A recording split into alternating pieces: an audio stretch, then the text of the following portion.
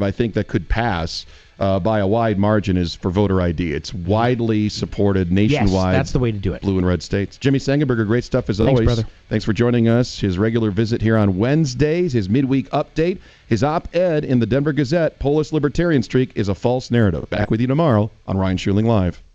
Between groceries, travel, and higher prices, it really is easy to feel overwhelmed, especially if you're already relying on credit cards to cover the basics. If that debt is piling up, you're not alone. If you're a homeowner, you might have considered reaching out to American Financing and then hesitated because you don't want to give up that low mortgage rate. That's why American Financing created the Smart Equity Loan, a simple, smart way to get your finances back on track without giving up your low mortgage rate. And unlike a HELOC, which can fluctuate with the market, the Smart Equity Loan offers a fixed rate, so you'll have one predictable monthly payment. It lets you use your home's equity to pay off that higher interest debt, free up your cash flow, and still keep your existing mortgage intact. There are no upfront fees to find out if you qualify. So call American Financing today. You tell them Michael Brown sent you. 303-695-7000. That's 303-695-7000. Online, AmericanFinancing.net. NMLS 182334, NMLSConsumerAccess.org. Hi, Dan Cicchini with Dunright. Great pricing options and bank financing? You bet. Kitchens, baths, counters and floors, finished basements, windows and doors. But Thanks. At GDIT, your career isn't just a job, it's a mission. Deliver AI that impacts our nation's intelligence. Secure the systems our nation depends on. Explore opportunities at gdit.com/careers.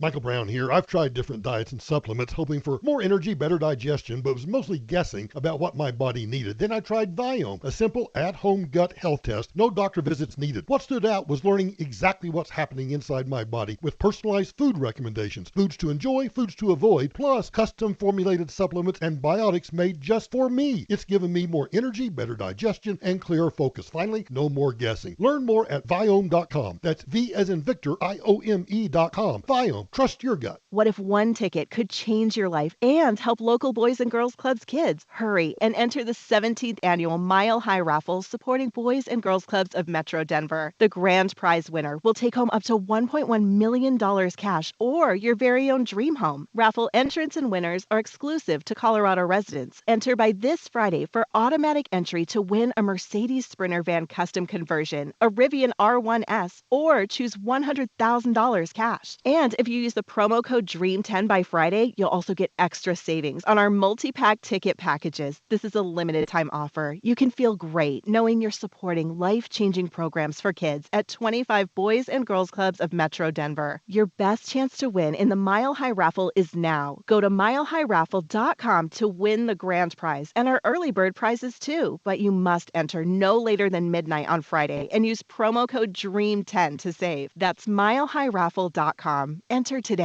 Man, I am happy to tell you about the only realtor that made the cut for Team Dave Logan, and that is Troy Hansford. I recommend Troy because he's the only agent that will guarantee to sell your home at your price, or he'll write you a check for $5,000. And the good news, he puts that in writing. He can make that guarantee because he spends tens of thousands of dollars generating demand. And right now, he has hundreds of approved home buyers ready to buy. He just doesn't have enough houses. So if you have a house, Troy might have that perfect buyer for you right now. Give him a call, 720-900-4433. Let me give you a story. Just last week, Troy listed a house that was on the market for almost a month. You know what? Troy sold it for full price in less than a week. And if for any reason you need to sell right away, Troy will buy your house for all cash, and he can close in as little as 7 days. Call Troy and get your home sold for the most money. 720-900-4433. Again, that's 720-900-4433. Troy Hansford with RE/MAX Professionals, a Colorado licensed broker. Some restrictions apply. Starting off with sunshine for your Wednesday, then building in clouds as the day goes on. It's going to be pretty mild, though, in the mid to low 50s with a little bit of mountain snowfall. I'm Fox 31 Pinpoint Weather Team meteorologist Kylie Burse. This report is sponsored by the Our American Stories podcast. This is Lee Habib, host of Our American Stories. On our next episode, Dr. Bill McClay shares the fourth installment of our ongoing Story of America series. You won't want to miss the next episode of Our American Stories. KRFX HD2 Denver. KHOW Denver. This is 630 KHOW, Denver's talk station, an iHeart radio station. Guaranteed human. ABC News, I'm Sherry Preston. More than 380,000 homes and businesses remain without power days after the big winter storm blanketed much of the country. Most of the outages are in Tennessee and Mississippi, where crews worked overnight to clear stranded vehicles from highways, and the governor continues urging people to stay off the roads. President Trump suggesting the immigration crackdown in Minneapolis may be coming to an end. He talked about it on the phone with ABC's Rachel Scott last night. The president would not say when federal agents would leave Minnesota, saying he's asking the governor to hand over criminals. The president telling me when they're out, and there will be a time coming in the not too distant future, then we go on to something else, leaving the door open to other states. The White House today unveiling something called Trump accounts, $1,000 for every child born between 2025 and 2028. The funds tied to the stock market's performance until the child turns 18. Amazon following last autumn's 14,000 layoffs with 16,000 today. This is ABC News. A troubling side effect of this week's winter storm, the severe blow it's dealt to the nation's blood banks. Here's ABC's Jim Ryan. Even before the snow fell and the roads got icy, the American Red Cross was looking at rising demand for blood and a dwindling supply. Donors like Devin Pesic are stepping up. It just kind of coincided with the freeze, and I knew that would kind of be an issue for the blood donations. Forget the T-shirts and beer can koozies. The Red Cross is trading gift cards for blood. Pesic's trick for facing the needle? Mind over matter. If you don't mind, it doesn't matter, right? It's one little stick, and you never know if it can save a life. Jim Ryan, ABC News. The first woman Archbishop of Canterbury has just been confirmed. That's the ceremony where it happened. Sarah Mullally is a former cancer nurse turned cleric, and she officially took up the job as the spiritual leader of the Church of England today. It wasn't until 1994 that women were actually allowed to be ordained in the Anglican Church. I'm Sherry Preston. The world is over. Hey, there he is. How's it going? I'm having a stroke. A woman in charge of the Anglican Church. Okay, so what? Oh, you're not even moving your arm. Okay. I mean, yeah, I guess it already sucked, but still, why put a nail in it? I'm having a stroke. Are you having a seizure or something? I'm having a stroke. When someone is having a stroke, they may not be able to say it with words, but their body language will tell you loud and clear. I'm having a stroke. You just need to know the sudden signs. Look for FAST, F-A-S-T, F, face drooping. KHOW News Time, 10:03. A person's in critical condition today after falling through the ice at Sand Creek Park in northern Aurora. Rescue crews were called to the scene on North Fitzsimmons Parkway just after 7 o'clock when witnesses reported seeing an adult and 3 dogs walking near the ice-covered water. They noticed a dog had fallen through a hole in the ice and someone apparently went after it. Firefighters rescued the dog and owner. All 3 dogs are okay and being cared for by Animal Services. Their owner remains hospitalized. And the Broncos shaking up their coaching staff following Sunday's loss to the New England Patriots in the AFC Championship game. They fired offensive coordinator Joe Lombardi, along with wide receivers coach Kerry Colbert and cornerbacks coach Addison Lynch. Lombardi had served with head coach Sean Payton for 15 years, going back to their days together with the New Orleans Saints. Analysts say regardless of who's hired as the next OC, Payton will continue as the team's play caller. Now, Impact Traffic. Yeah, we're doing pretty well right now. We had what appeared to be a minor accident northbound at 58th. It's clear of the travel lane, but it did kind of back up a little bit into the mousetrap there at I-70 as you're pushing north. The southbound side's actually a little busy for you. We're wide open to and from the Tech Center. We do have some slowing still left over from 2 accidents on C-470 eastbound at Colorado, westbound at Quebec. Both are on the shoulder also, but again, some slowing there. But no major difficulties with traffic. I'm Jonathan Steele. This report is sponsored by the Brooke and Jeffrey Second Date Podcast. Your date laughed. The food was great, and then nothing. Ghosted. Vanished. Witness protection? Oh, maybe. Yeah. We'll call them and get answers you may not want to hear. Yeah, it's Brooke and Jeffrey's Second Date Update on the iHeartRadio app, Apple Podcasts, or wherever you get your podcasts. This is Dan Kaplis. When I first came out of law school, my firm gave me a car crash case to handle. No one else wanted to do it. I loved it. I got to help real people in a big way, and I got to be a real lawyer who actually goes to court and fights when my people aren't treated right. 40 years later, I love it more than ever. I accept righteous crash cases on a percentage fee basis. If you need my help, please call 303-770-5551 or hit Dan. I'm serious about this Kelly thing. Is this the best we can do? Okay. I'm just taking a This Kelly thing, is it the best we can do? I mean, we don't need the D word back, but golly. Sir, because you're driving This out of Kelly the way for thing, what do you cheaper mean? gas? Well, just she's missing some gears, man. Oh, yeah. That's all. No, so am I. I know. No, well, yours got ground down. She never had them installed. $200. Now pull up. Thank you. Upside app before we miss the concert. Download the free Upside app now to earn cash back every time you buy gas. Use promo code OIL25 to get an extra 25 cents per gallon on your first tank. You can cash out anytime right to your bank or as a gift card for Amazon and other brands. Just download the free Upside app and use promo code OIL25 for a 25 cents per gallon bonus on your first tank. That's code OIL25 for a 25 cents per gallon bonus. Offers vary by user and location. Go to upside.com for terms and details. Are you ready for retirement or just hoping for the best? At Become the Banker, they believe peace of mind starts with a guarantee. Time flies, but your future doesn't have to. We help you have a guaranteed retirement that protects your savings, grows your wealth, and ensures that you will never outlive your income. From 401ks to IRAs, annuities to long-term care, they've got you covered. Check them out at mymoneymyway.com. That's mymoneymyway.com. Your one stop for advertising? Call 844-844-IHEART. Now, here's your chance to win $1,000. Just enter this nationwide keyword on our website. Check. That's check. Enter it now.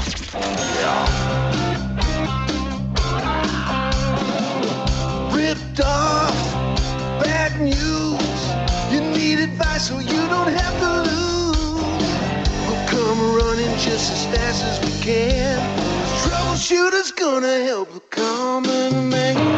This is the Troubleshooter Show. Now, Tom Martino. I'm Tom Martino. Welcome to the show. We are here fighting for you. 303-713-TALK, 713-8255. No guest today. It's just Mark and I. Mark, I notice your camera's not up. I hope you're up. Are you up and ready to go? I am up and ready to go. I'll tell you what's and on I'm my... holding down the studio, Oh, Tom. thank you, Doc, for letting me know that. And Mark, if you want to get your camera going, that's fine. Just let me know. On my mind today, I'd like to talk about the Trump dollars. I think it's a good idea. Of course, with people who hate Trump, I mean, a lot of people find him irritating. Hold on. Why am I getting audio here somewhere? I got to figure this one out. It might be my fault somewhere. Let me get rid of it. No way. No, I don't know why I'm getting audio here. Something is playing automatically in the background. Shannon? No, he's not doing it. I'll get rid of it. I'll get rid of it somehow. I have no idea what's playing. Meantime, while you're doing that, I love the Trump bus. I want you to talk. I want you to talk. Oh, I stopped it. I'm sorry, Mark. Go ahead, Mark. The Trump dollars, a good idea. Good idea. Well, it's not just an idea. It's been implemented. Yes. If you're born during this year and up through the end of Trump's term, that's $1,000 to your kid when they're born, and they get to watch that and appreciate how it grows, and how interest works, and how investments work. Tax and that's deferred. the main goal of it. Let's not look at spending money and having a car when you're 16 years old, or at least a fancy car. You know what I mean? Let's concentrate on saving. So here's how it works. It grows tax deferred unless it's used for education or your first home or retirement. If you use it for those, you don't pay tax on it. And here's the good part. It starts out with the government funding the first $1,000. Then anyone can contribute to that over the child's lifetime. So that means grandparents, aunts, uncles, parents, anyone can contribute. Now, it's not tax deductible when you contribute. It's after tax dollars. But the money you put in there, it's like a retirement account for kids. It grows tax deferred. So it's a 529 college plan works that way, but you got to use it for college. And of course, IRAs work that way, but this is kind of an IRA for kids. And I did some math on that. In an indexed fund just sitting there, it can be worth a lot of money, $1,000 indexed and not touched. And that's indexed to the S&P 500. could give them at age 60, could give them, if they reinvest everything and not touch it based on past performance of the market, they could make conservatively around 300 grand. Now, of course, inflation will eat into that. Like, what will 300 grand be worth in 60 years, right? I mean, but that is exactly what it's meant to do, to grow. Now, they don't have to wait to retirement to take it, but if they do, they'd have a chunk of money. And so let's say at age 55 or 60, or let's say 50, 55, they put that now from that indexed ETF fund into an annuity, then they would have a guaranteed income. So there are all kinds of ways this can help people. I don't see a downside to it. So I'm excited about it. I listened to his news conference today. Well, there is a downside to a lot of people. What's that, Mark? Well, it's funded by tax dollars. So people that don't have kids are donating to something that, they get no benefit from. So the downside would be it's done with people's money without actually asking the people. Although you could argue people voted for Trump, so therefore, well, what they say, Mark, what they said was these non-qualified contributions are voluntary, but the government's initial $1,000, I believe much of that is already accounted for by other budget cuts.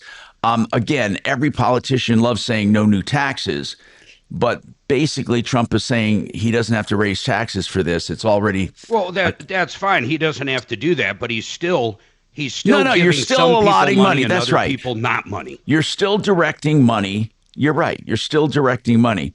So, but that is really cool. How money can grow when it's not touched, and you reinvest the dividends. So many people, try day trading and they try doing all kinds of stuff with their money. Now, I'm not saying you can't make money. You got to really pay attention, and you can lose it as fast as you make it. It's not for the faint of heart. Very few people are qualified to invest their own money on a daily basis. Now and then you take a flyer, you buy a Bitcoin, or you buy a hot stock that you know is going to go up. You get tips here and there. And that works. It does work now and then, but it's not truly for long-term growth. Do you do something like that? You have to put some money away for the long-term growth, and then you can have some play money to do that with. I know what I'm doing with my kid is what's called paper money. It's fake money to get them used to trading. And it's really fun, and it really works. So anyway, I'd like to know what people think about these Trump dollars. And then something else in the news, and again, I've gotten a lot of texts about it because they've heard it, they've been listening to it on radio and watching it on TV. But this Shrek performance, again, I think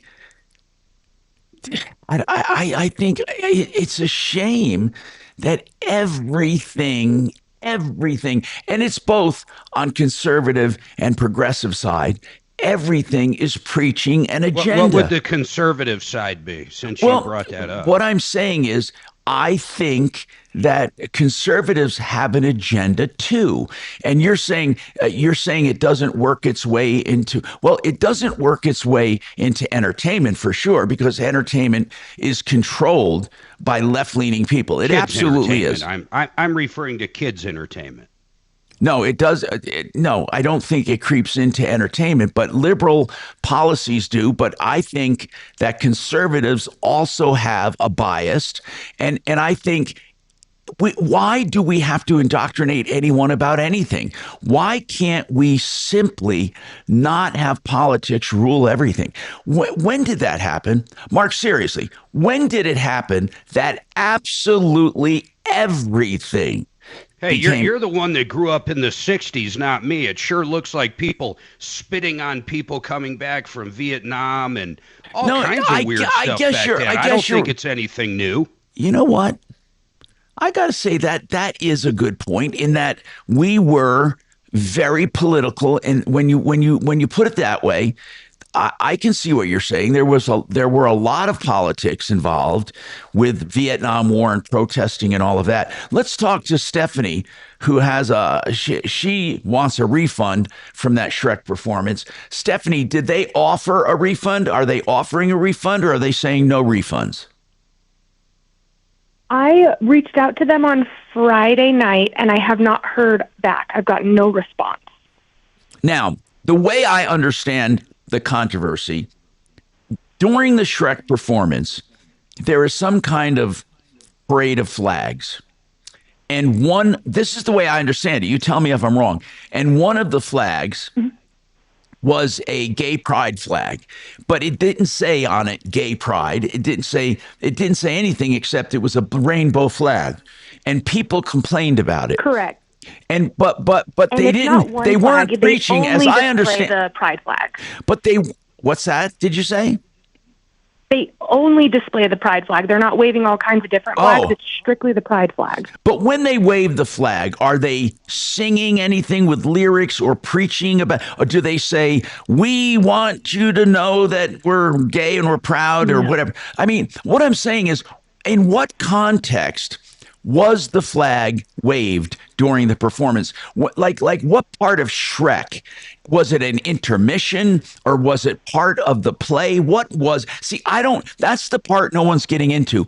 Where in the content of the performance was this flag used? So it's in one of the bits. It's called Freak Flag, I guess is the name of the song. Okay. And they're waving them in the back. And it's strictly the pride flags. It's not a different type of flag. It's strictly the pride flag. And where I think the issue came and they kind of stepped on their own feet is they stopped the show to make it a point to let people know they were asked to stop because it offended some people, and to not do the flags or do other flags, including the pride flag, things like that. And they said, we're protesting, we're saying no, we're keeping it the same. So they made it more political than it needed to be. They made it a choice to make a statement in other words, about it. Do you think if the Pace Center never said anything about it, it would have just gone and they would have had the freak flag and the song and it would have been over? But they stopped and said, by the way, we were asked not to do this. Did you just say freak flag? Yeah, that's what they call it. That's what it says. That's what it's called, yes. That was the part of the play. They were waving. Did they sing a song about a freak flag? Yes, they sing "Let Your Freak Flag Fly" and they wave the flag around. Okay, got it. In other words, be yourself. If I was at that performance and I saw that, I would not be offended. I mean, the kids are just going to like the song, and you know what they mean by "let your freak flag fly" is that's what Shrek is all about. You don't judge someone by how they look. And, and so what made it political, you're saying, Stephanie, is that they wanted to let everyone know that the Pace Center asked, or the city of Parker or someone asked them not to do it. Now, here's what probably happened. Probably during an earlier performance, either earlier in the day or in the week, when they did it, people complained. Then the Pace Center probably said, listen, we're getting complaints. Is it okay not to do the rainbow flag? And then they said, hell no, we're going to do the rainbow flag. You know, that's what I think happened. I mean, maybe I'm wrong. But in any case, I want to talk about the refund. Did they refuse to refund the money to you? They have not responded. I've waited 4 or 5 days, and I've gotten no response from them. Well, you know, by the way, I heard the director of that play on the radio this morning on another station. So did I. You heard that interview? He didn't sound like I did. He didn't sound like there was any great agenda. Did you get that? No, and I do see where they're coming from as far as, asking the flags to be removed and shut down the play and all.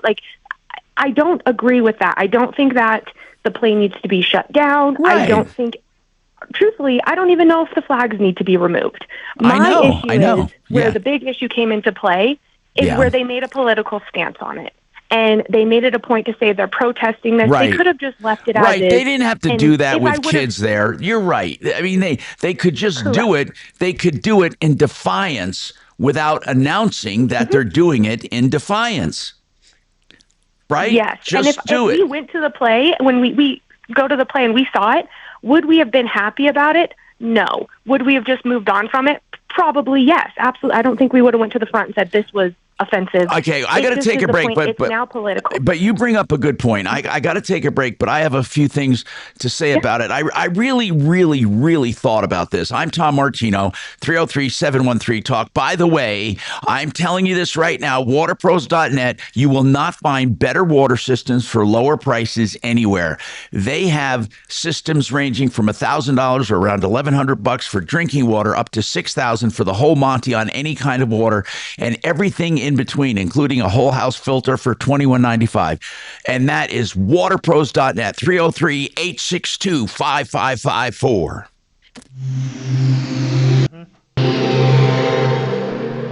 Every relationship has its fights. He never does the dishes. Is everybody okay with what's on the screen? Making dinner. Yep, he'll do CMG and I'll do Mark right now. Is vegetarian fed and antibiotic free, so each bite is tender, juicy, and full of the best flavor money can buy. You can't go wrong with it. So put the boxing gloves down and settle your disagreements over a quality meal with Redbird Farms chicken. Find it at your local King Soopers and City Market today. Redbird Farms. I can say so much about Genesis Total Exteriors. They've been advertising with me for many, many years. They do everything on the outside of your house. Then that's called a roofing, eaves, soffits, fascia. They do the siding, doors, decks, painting. They also do inside kitchens and baths.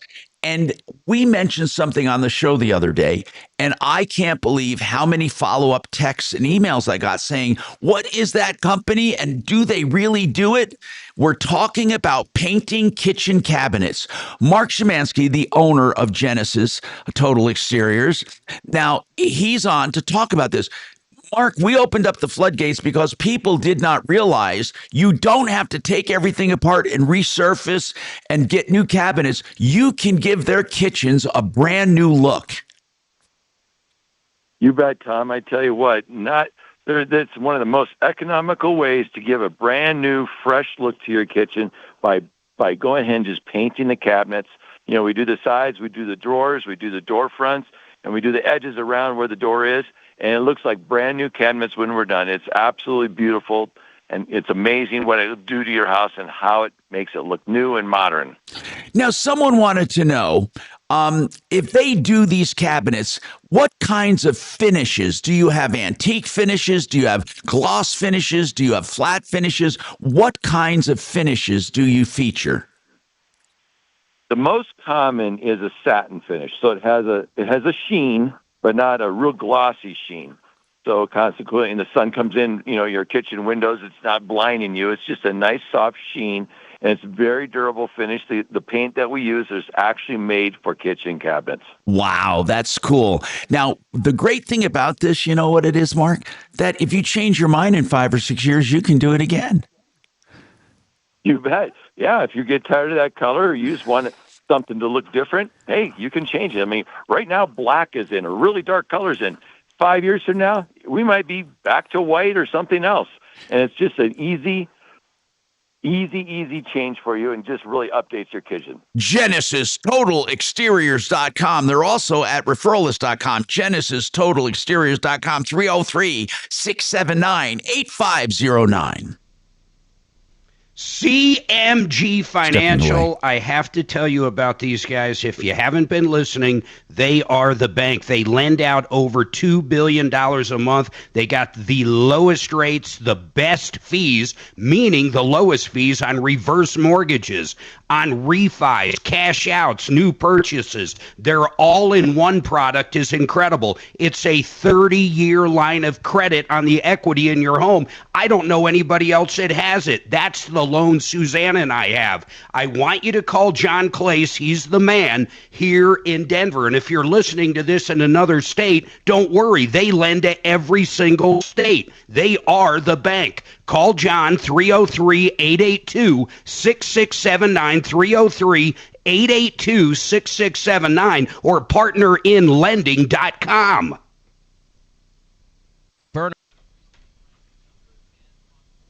Okay. No, by thank the way, you. I should stop you because have you ever heard of the phrase falling on deaf ears? Those are the exact ears I have. Well, thank you.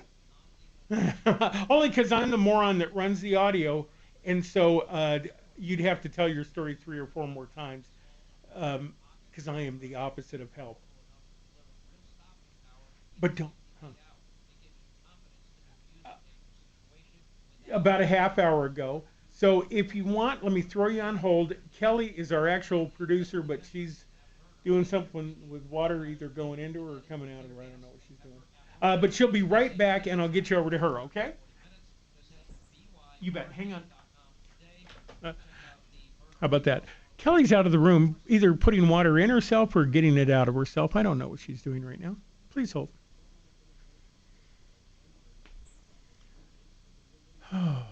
Oh, shoot, we're late. I wonder what I got to do here. I can help a little.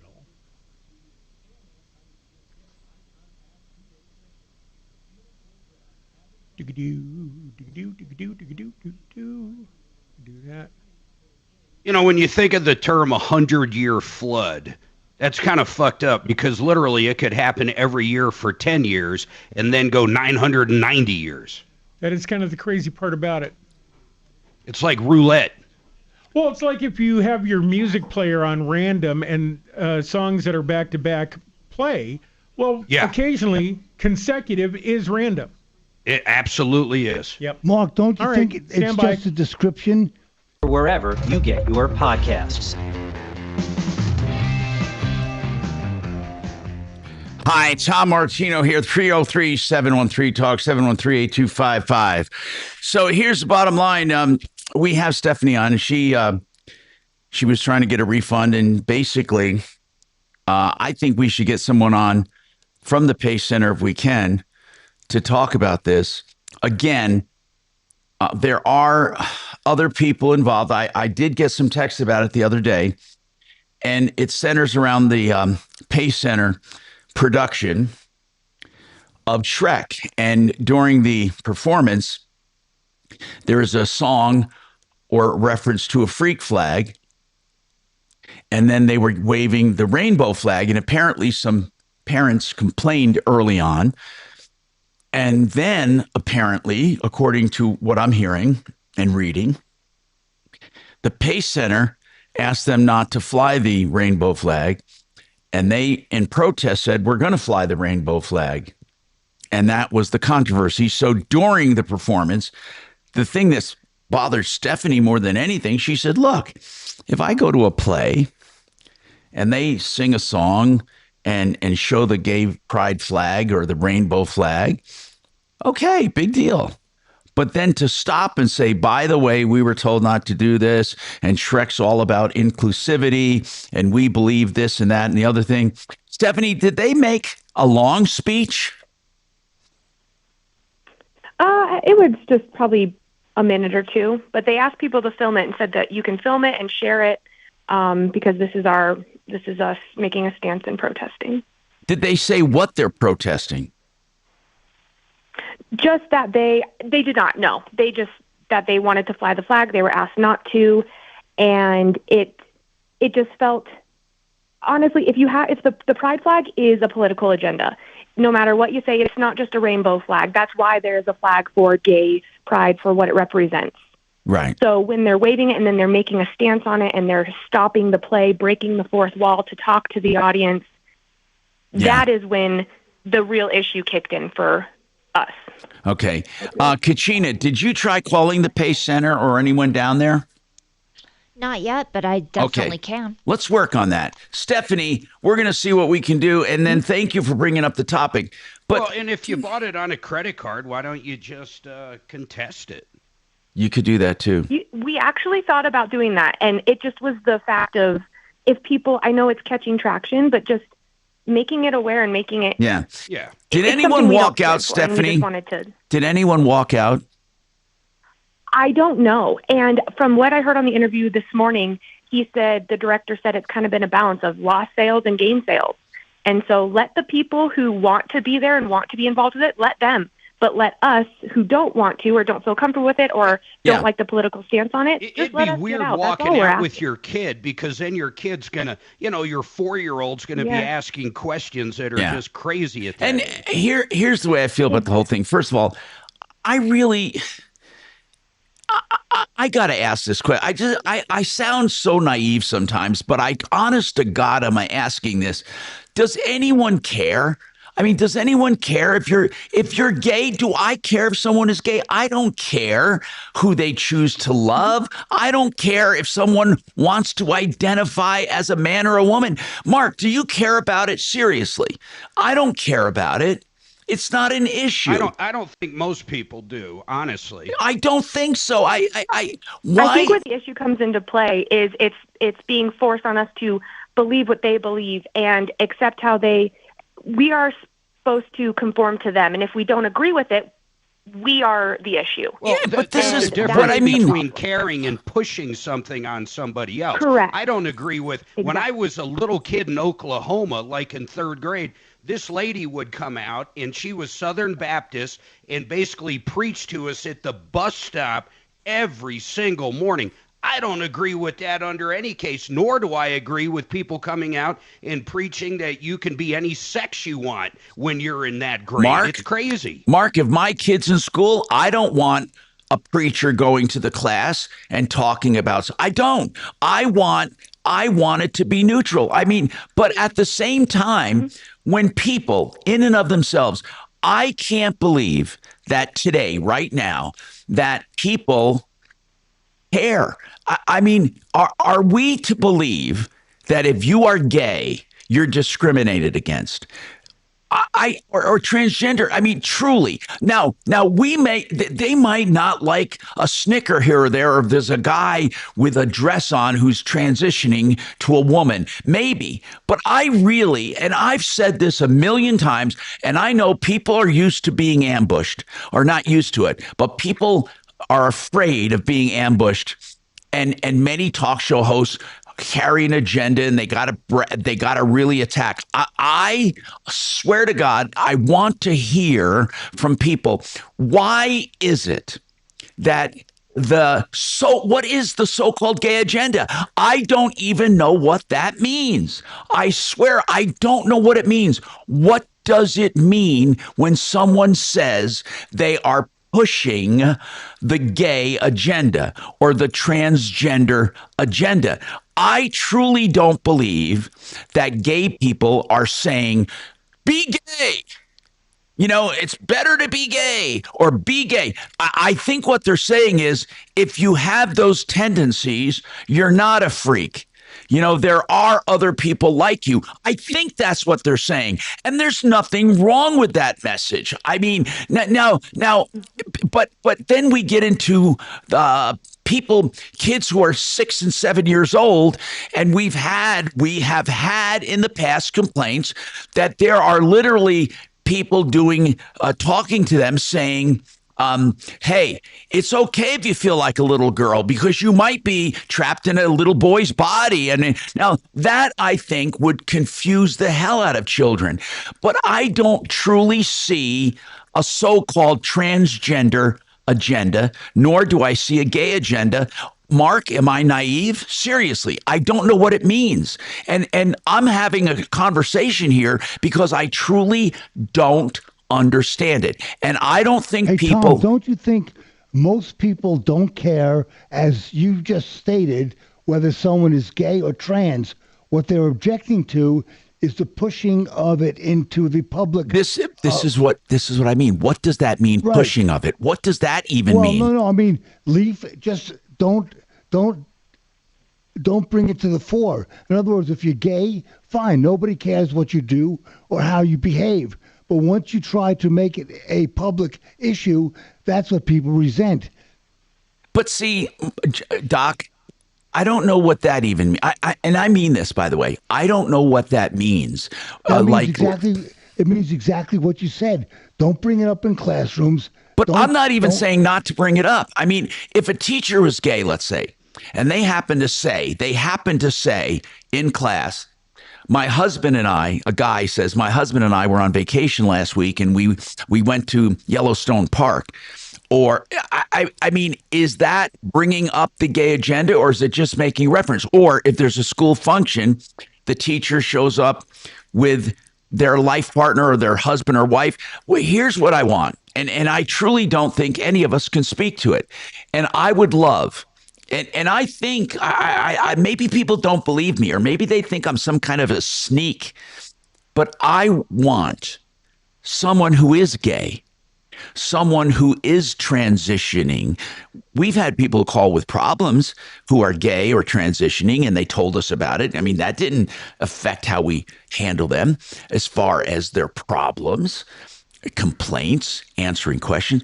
But what I'd like right now is I'd like to ask someone, what do they think when they hear gay agenda or transgender agenda? What does it mean?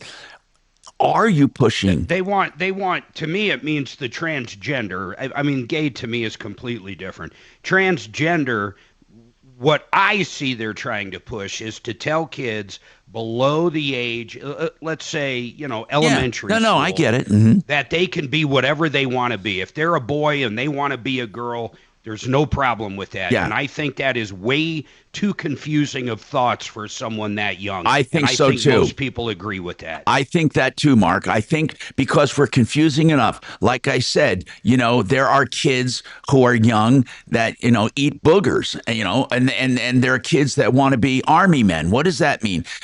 Or they want to be an astronaut. Okay. What I'm saying is that I do think you can at some point confuse development. I mean, if you enter into an equation to a little boy or a little girl, hey, you can be a little boy or a little girl, and they're not, I think it can confuse them.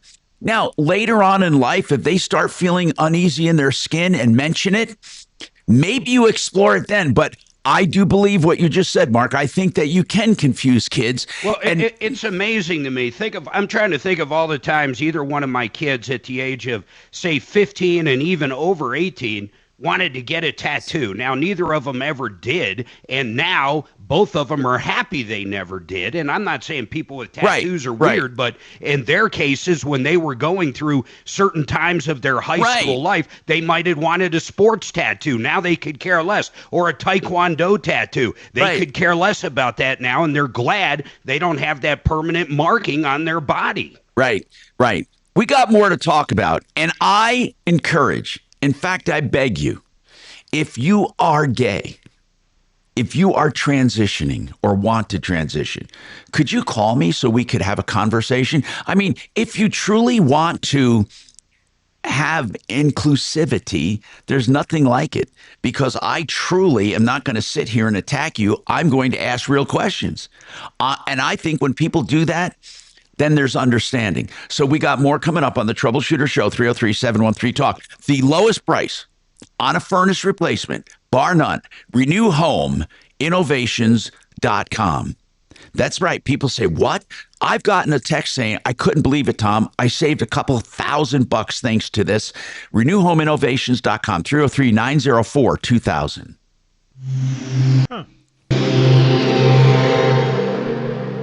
This is Denver's Talk Station with Tom Martino now. Dan Kaplis today at 4, 630 KHOW, Denver. Now, Impact Traffic. Yeah, nice quiet drive out here right now for us. Volume is extremely light. I'm only seeing just some minor slowing up north on I-25 down around the area of 84th, but really not in a delay mode at all. 270 looks great. I-70 to the east. Pena is a 15-minute commute from I-70 to the terminal. 225 also wide open for us. Construction basically may hold you up in a few areas. One project on Santa Fe southbound at Mississippi does have you backed up to I-25. With traffic, I'm Jonathan Steele. This report is sponsored by the White House Briefing Room podcast with John Decker. I'm John Decker. Join me weekdays for 15 minutes of no-spin White House coverage straight from the press briefing room. Subscribe now to the White House Briefing Room on the iHeartRadio app or wherever you get your podcasts. You know, George Donaldson, the owner of Fix It 24/7, was on my show the other day, and he said when a technician goes to a house, they're not allowed to sell new things. They have to get things fixed. Now, of course, if it's impossible, they will have somebody from sales contact you, but they go to homes with the idea of fixing things. By the way, they're now in Colorado Springs. I'll give that number out too. Fix It 24/7 for $39 as an introductory offer to anyone who's not had it done. They do an extreme clean, tune, and check, which is taking apart that furnace and refurbishing it from the ground up. You won't believe what they do. And they do an extreme clean, tune, and check. You'll never get this for a lower price. You'll never even get this service. So call them 720-526-3939. And in the Springs, 719-888-HEAT. That's 719-888-HEAT. FixMyHome.com. A wave. Very nice. Wonderful. Wonderful. It's marvelous. Hey, Tom. Yeah. I left a message with the Speed it up. director of events Of gay at affairs. Chase.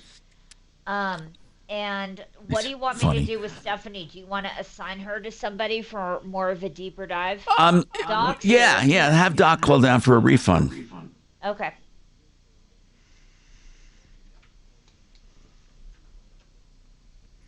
What is this? For some reason, this is not working. Oh yeah, there it is. I'm looking at something. Someone sent me a video and said, look at this. I don't even know what it means here. Okay. Probably shouldn't click on stuff like that, but okay. Here it is. Or is it of the event? It's Radiohead. I don't know what they want me to listen to. Yeah, probably not. Nice music, though. Kind of fun.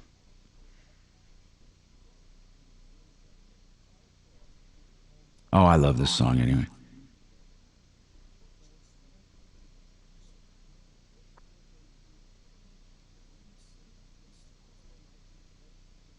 I like that group. I like them. Okay. Do you like Radiohead? They don't like themselves, and that's all I need to know. They're angry fellas.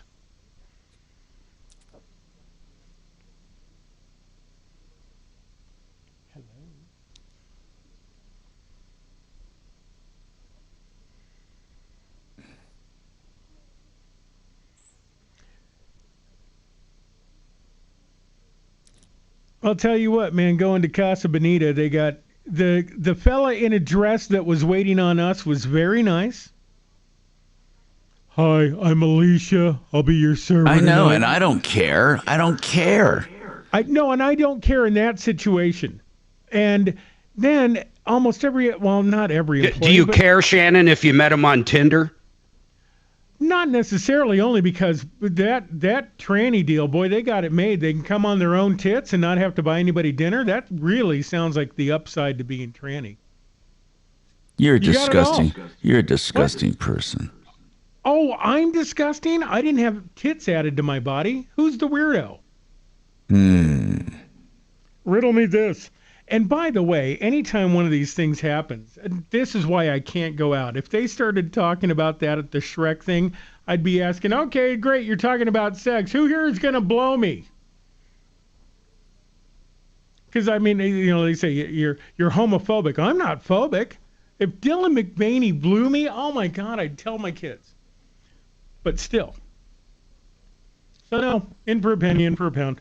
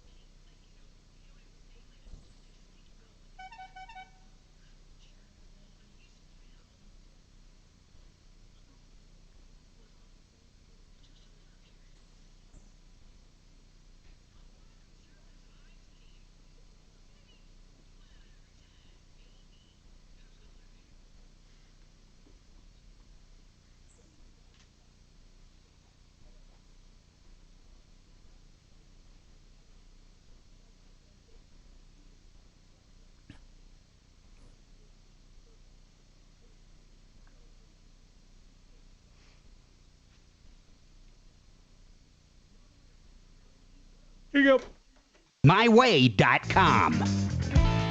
Hi, Tom Martino here, and I'm getting some interesting messages, and JR says, why do they even have to talk about their personal life as a teacher? Then Dave brought up an interesting topic, interesting spin. He said that students in one of these schools were let out to protest ICE.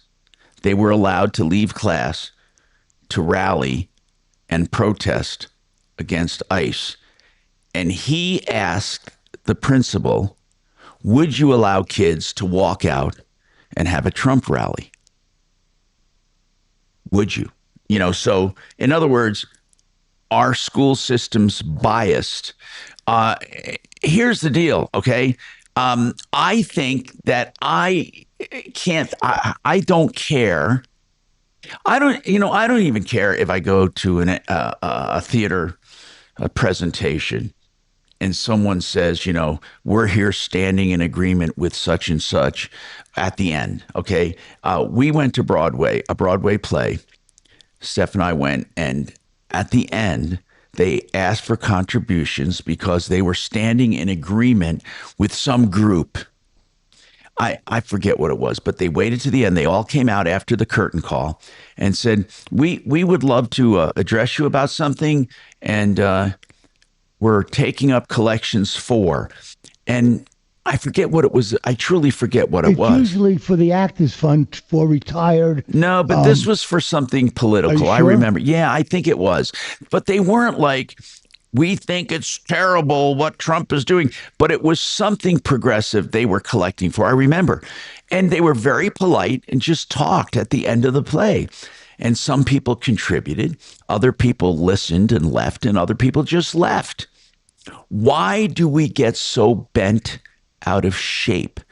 Now, I don't like when teachers decide what's best for your child.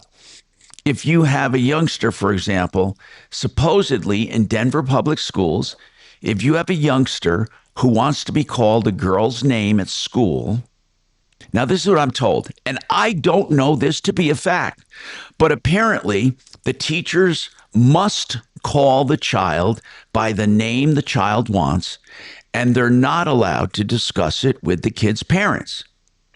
Now, is that true, or is that just a bunch of bull? I don't know. Is that true? Again, if people had enough balls and nerve, I shouldn't even talk about that when we're talking about transitioning. If you had enough balls, if you have nerve, call me and let me know, does this happen? Are teachers really told in Denver public schools that they must refer to kids by whatever name the kid wants, and they must use whatever the pronouns the kids want, and they're not allowed to contact parents about any of it? And also, I'm told, these are things I'm told, and I just want to lay them right out on the radio. Do teachers truly, okay, we hear about this, but truly, do teachers actually hook kids up with doctors and administer hormones without their parents knowing? Now, I know we've heard, oh my God, these teachers are passing out hormones, or they're referring doctors and the doctors are keeping it secret. I'd like to know one case where a minor literally is seeing a doctor and the doctor won't tell the parents, and the doctor is literally transitioning that child. I don't think it happens. I think that we hear stuff to work us up. One side will do it extremely to one side. It is kind of, over the years, though, Tom, it is kind of trending that way. I mean, if a 15 or 16-year-old is pregnant and wants to get an abortion, I believe in Colorado. You're right. I'm not positive. No, you're right. The doctor doesn't have to discuss that. No, you're right. That is an absolute truth. But in other states, you absolutely have to get the parents involved. So I'd like to know, does anyone truly have firsthand knowledge of teachers? What are your thoughts on that? I mean, we're going all the way to the transgender. What are your thoughts on what I just said? I believe that parents should be consulted for abortion and birth control and serious issues until they're 18. That's what I believe. Okay. That's what I believe. We got more coming up on the Troubleshooter Show. I'm asking for open conversation. So many people say, well, you know what? Your station is blah, blah, blah. And you can't say that about me. By the way, somebody texted me, the company, GenesisTotalExteriors.com, the one doing the cabinets, okay? That's GenesisTotalExteriors.com. Just go there. They are refacing cabinets. More right after this. Yep. Now, impact traffic. Yeah, nice quiet drive out here right now for us. Volume is extremely light. I'm only seeing just some minor slowing up north on I-25 down around the area of 84th, but really not in a delay mode at all. 270 looks great. I-70 to the east. Pena's a 15-minute commute from I-70 to the terminal. 225 also wide open for us. Construction basically may hold you up in a few areas. One project on Santa Fe southbound at Mississippi does have you backed up to I-25. With traffic, I'm Jonathan Steele. This report is sponsored by the Our American Stories podcast. This is Lee Habib, host of Our American Stories. On our next episode, Dr. Bill McClay shares the 4th installment of our ongoing Story of America series. You won't want to miss the next episode of Our American Stories. You know, over the years doing this show, I've heard from dozens of people who called around to buy steel buildings. They were told the person they're talking to is with the factory and they've had a building that was canceled and they can get it for a special deal. It's truly a lost leader. It's bait and switch, and it's a lie. Most salespeople are not from factories, but I'm going to tell you about Great Western Buildings. They are truly a factory, 100% U.S. steel. They serve all 50 states, and they're located right here in Grand Junction, Colorado. Call Great Western Buildings to do direct to the consumer, real steel, guaranteed for life. 303-495-5701, greatwesternbuildings.com.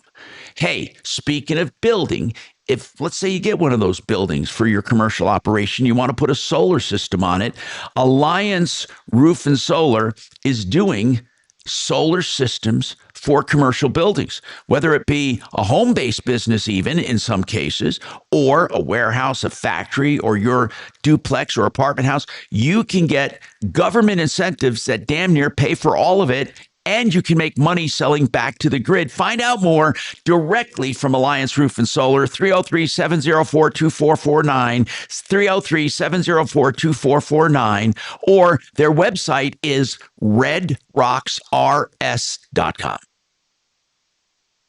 Very kind. Hey, Mark, did you ever talk to them about getting a URL that would be more conducive to their name? Yeah, she's got more fish to fry right now. She's finally just getting back out. Yeah. She's been at job sites, and okay. Libby's very happy. She's making everything good. I'm not going to bug her about No. Okay. Hey, Tom? Yes. You want my input on birth control for young women without, because I did that. I had patients all the time that were, less than 18 and came in for birth control. And you're allowed to dispense How many daughters do you have, Doc? No, but I'm telling you. I'm just curious. How many daughters do you have? I have a son. Oh.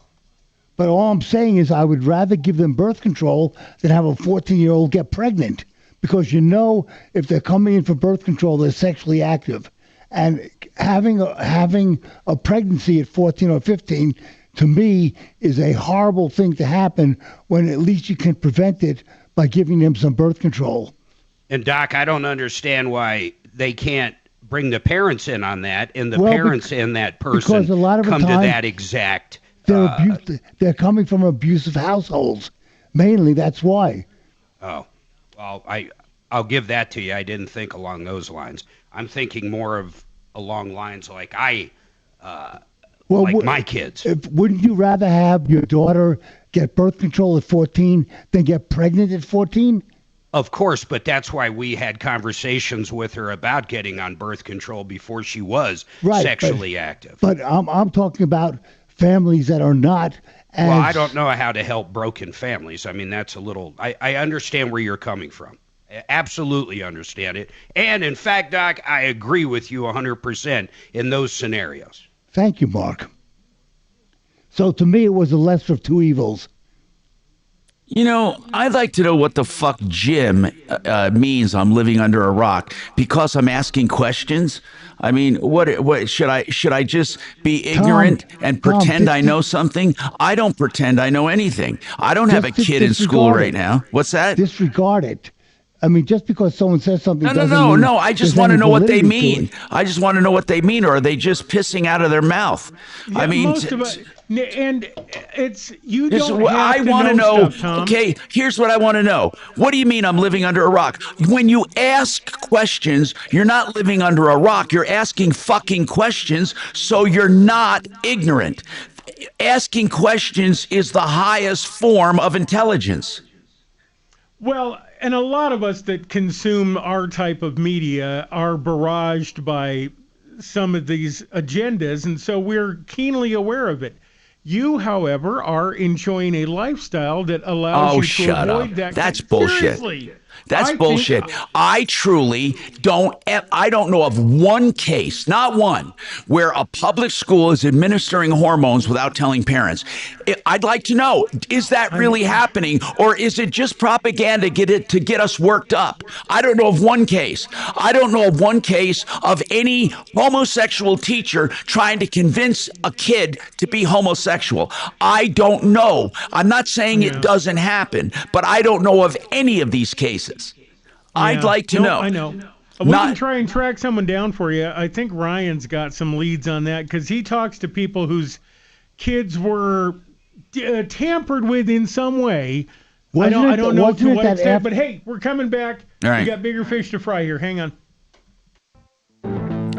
Hi, Tom Martino, your troubleshooter, 303-713-8255. So Deputy Doc is a gynecologist or an OBGYN, whatever you call him these days. He's retired, and he said he did have minors who he prescribed birth control for. Were they sent by the school, or did they call your clinic? How does that work, Doc? No, they just came into the office. And you can for a minor without their parents, you could prescribe birth control. Yes, because there's a cutout in the law for reproductive rights for I'll say women under 18. And my feeling, as I told Mark and you, is that if a young girl comes in asking for birth control, that means she's already sexually active.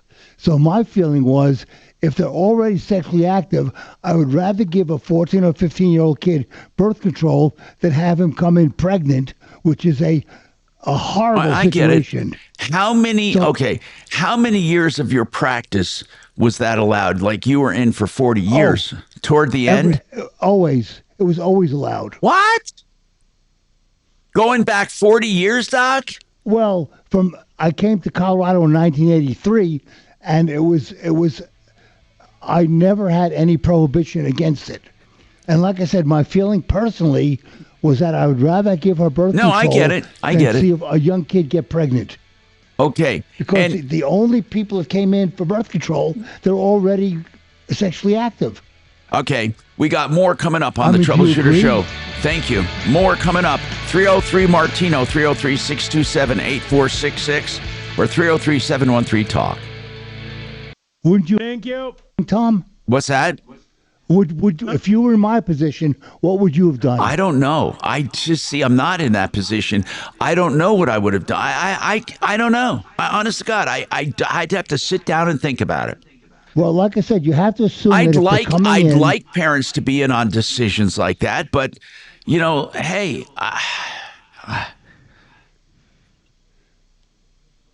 To me, it was the lesser of two evils.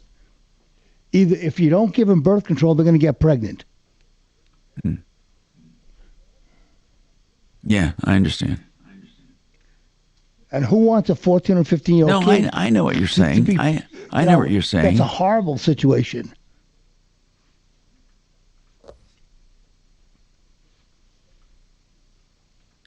But, here's the deal. Like I said, we hear outrageous things all the time.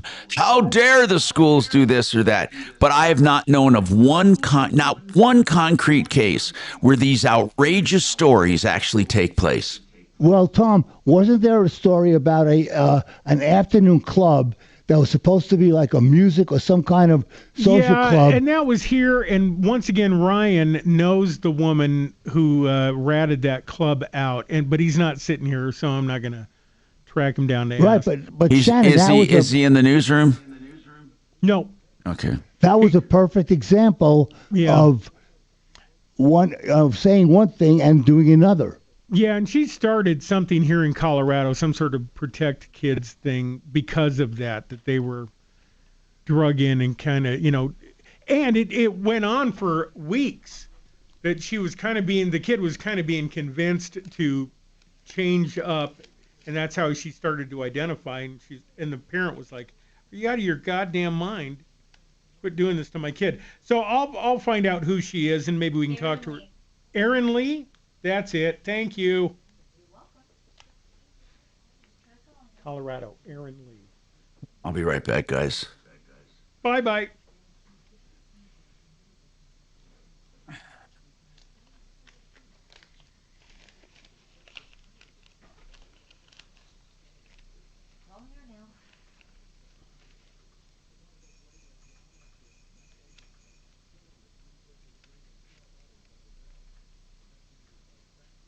Child Protection Advocacy. Protect Kids Colorado. That is what she started. Okay.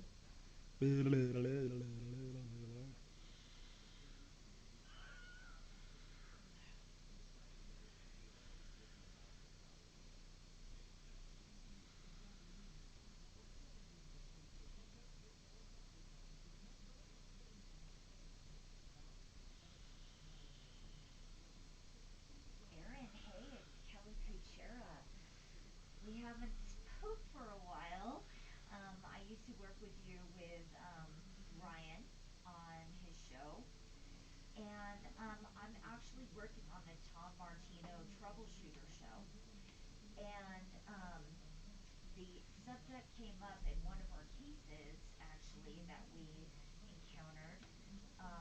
And I thought you'd be a really good advocate to talk about Protect Kids Colorado with Tom and kind of educate him, because he's not skeptical.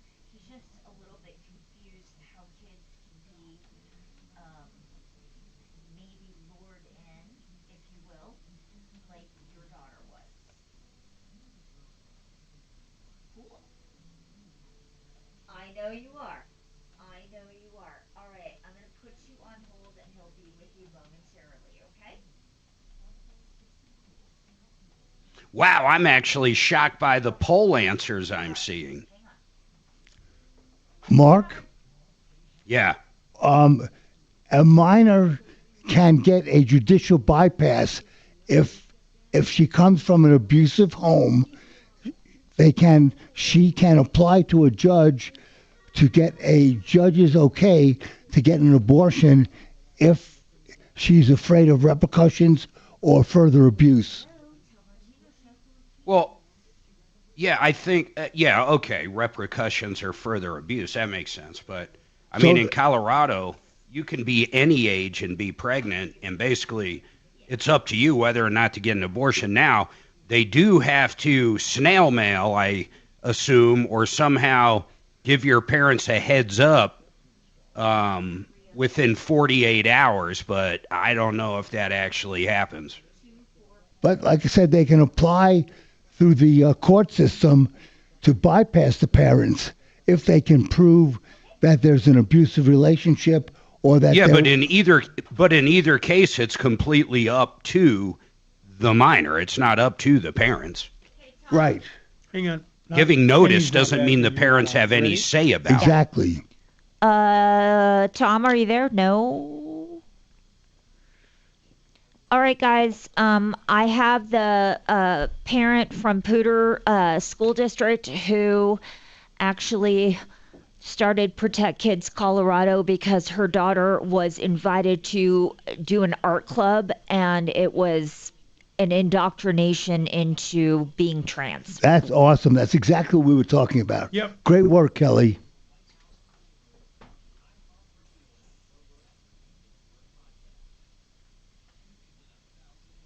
Do you have the website in the call screen, or I didn't look? I could probably look it up. Only if you could put the link in there so numbnuts God's other numbnuts can click on it and be informed. Thank you.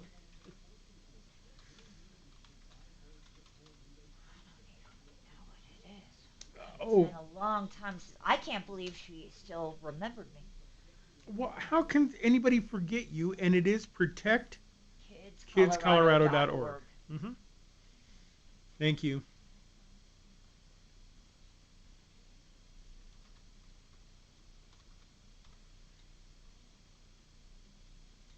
He's going to get a lot of education right now. She's a pro.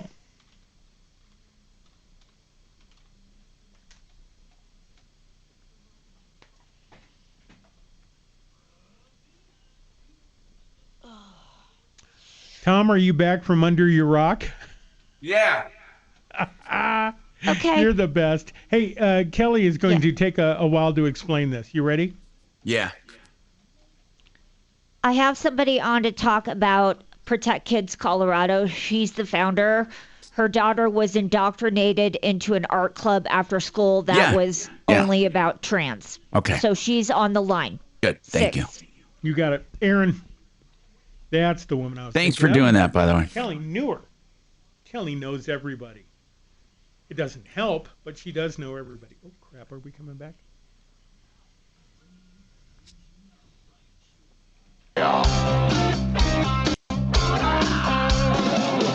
Ripped off, bad news.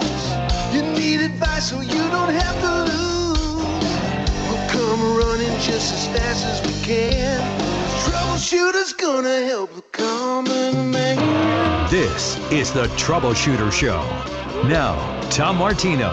Hey, I'm Tom Martino. Welcome. We got Major Marc Mager also at the helm, and he's often remote, and he refuses to turn on his camera. So if you're watching on YouTube, don't blame me for not showing his ugly mug.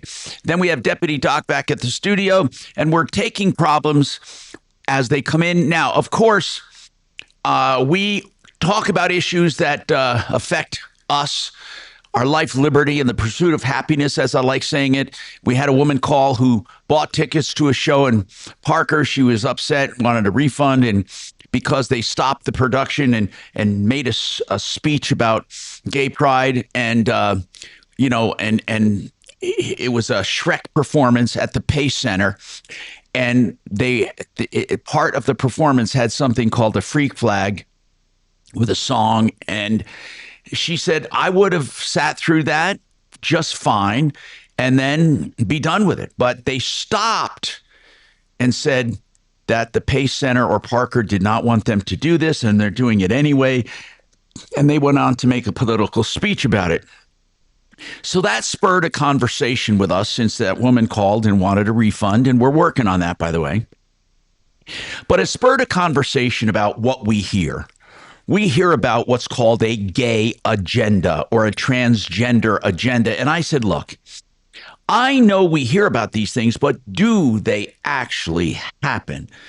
And then I'd like to talk to someone who is gay or someone who is transitioning or has transitioned.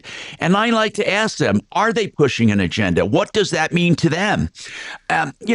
So then in this discussion, Erin Lee came up in our discussion off the air. She's the founder of Protect Kids Colorado. Now, she does have one concrete example where she says, now, I don't know, I'm going to find out from her. I don't know too much about it. There was an agenda being pushed. Erin, what did you find? How did you come to start Protect Kids Colorado? Can you tell me the genesis of it? Yeah, and for starters, I struggle with LGBT being conflated with TQ+. My experience is really with gender ideology and the trans agenda, but our 12-year-old daughter was lured into a secret club disguised as an art club where outside organizations entirely dedicated to LGBTQ were brought in and convinced her she was born in the wrong body, that her normal pubescent discomfort meant she was a boy. They sexualized her. They talked about multiple sexual partners. She was 12 years old, gave her toys, connected with her online, taught her that her parents might not be safe to talk to about all this, and really deceived her, deceived us, and spiraled her into confusion and depression, and we were even attacked with Child Protective Services for not going along with her gender confusion. Aaron, So hold on. Did this start online or was it in school? It was in school, so in her public school 6th grade art classroom. And we filed a federal lawsuit. We took this all the way to the Supreme Court this past October because we were so violated in them having these secret meetings and teaching our daughter to lie to us. So when she about what was in this learning. class, did the teacher actually say this is a secret and your parents, don't know about it and you should not tell them about it? Were they encouraged to keep a secret? Yes, explicitly. In fact, the rule of art club was what you hear in here, keep in here. And I have exposed public CORA, Colorado Open Record Act emails, where they talked about how this was a confidential club that parents did not have a right to know about, and that they encourage kids not to tell their parents. They were very explicit and never defended that in our lawsuit. Now, this teacher that did this, did the teacher have other adults who spoke to the children? For example, doctors or psychiatrists? Yes. So the art teacher and one of the school counselors were the sponsors of this club, and they brought in an outside organization called Splash, which is their group for 2 to 28, and Skittles is their group 2 to 11, to talk about gender and sex with the kids. And they brought, merchandise and swag and flags and stickers and did what I call glitter bombing the kids. And then my daughter and the other students were connected online on Discord and WhatsApp to this outside organization without my knowledge or consent. Now, how did you come to find when you out? brought it to the Supreme Court, what happened? Well, hold on. I'm going to get to that, Doc. I want to know, how did you find out about the club? Our daughter broke the rule and told us. So, we are one of the lucky Was she families. confused? Were they going to start giving her hormones? They taught her about puberty blockers. They taught her how to access them in her school-based health center in her school. They taught her, how to see a gender-affirming therapist at the age of 12 without parent knowledge or consent. But thank God our daughter told us before it got that far. It, to me, felt like almost a classroom-to-clinic pipeline. And our daughter broke the rule, but it was because she had been fully convinced she was a boy. And so she came home to come out to us and tell us she's actually a boy named Toby and that she can take these puberty blockers, her discomfort will go away. And, thank God we had a good relationship with our daughter. But when I went public, there were 4 other families who came forward whose daughters followed the rule and did not tell them. All of these little girls became suicidal around the same time, and there were multiple families on our federal lawsuit. What happened in the lawsuit now? Let's go there. What happened? Yeah, so we sued the school district over their policy. They have an explicit policy that they keep gender transition secret from parents, that they will transition kids to the opposite sex and not tell parents. And we challenged them on that policy. The 10th Circuit got it wrong. No lower court will touch this issue of secret school indoctrination and transition. And so there are cases all over the country. They've all been thrown out at the circuit level. And so we appealed to the Supreme Court. Pam Bondi was at the helm of our case. AFPI took our case. And unfortunately, they denied cert petition. The 10th Circuit just got it wrong. Based on the Monell standard, our district was able to evade accountability. But Justice Alito wrote a dissent that said it was troubling and tragic what happened to our family and that the lower courts have got to stop skirting this issue and address it. So where does it stand then? There was really no Supreme Court hearing on it. Right. So it's dead in the water. We, again, filed cert petition. That was denied, but it was denied with a favorable dissent from 3 of the justices, Alito, Thomas, and Gorsuch, who wanted to hear the case. There are other cases behind mine with all the circumstances are so similar. It's always adolescent girls, 11 to 14 years old, who are starting puberty. I think we're having a connection issue. Aaron, so where does the lawsuit, is it basically stalled? So it's dead. It's dead in the water. Okay. When they denied cert petition, that was the end of our case. So, but did the 10th Circuit say the school had a right to keep this from you? No. It was a very complex decision that no, they just evaded culpability, but on moral grounds, the judges lambasted the attorneys from the school district, saying this was wrong and it shouldn't have happened.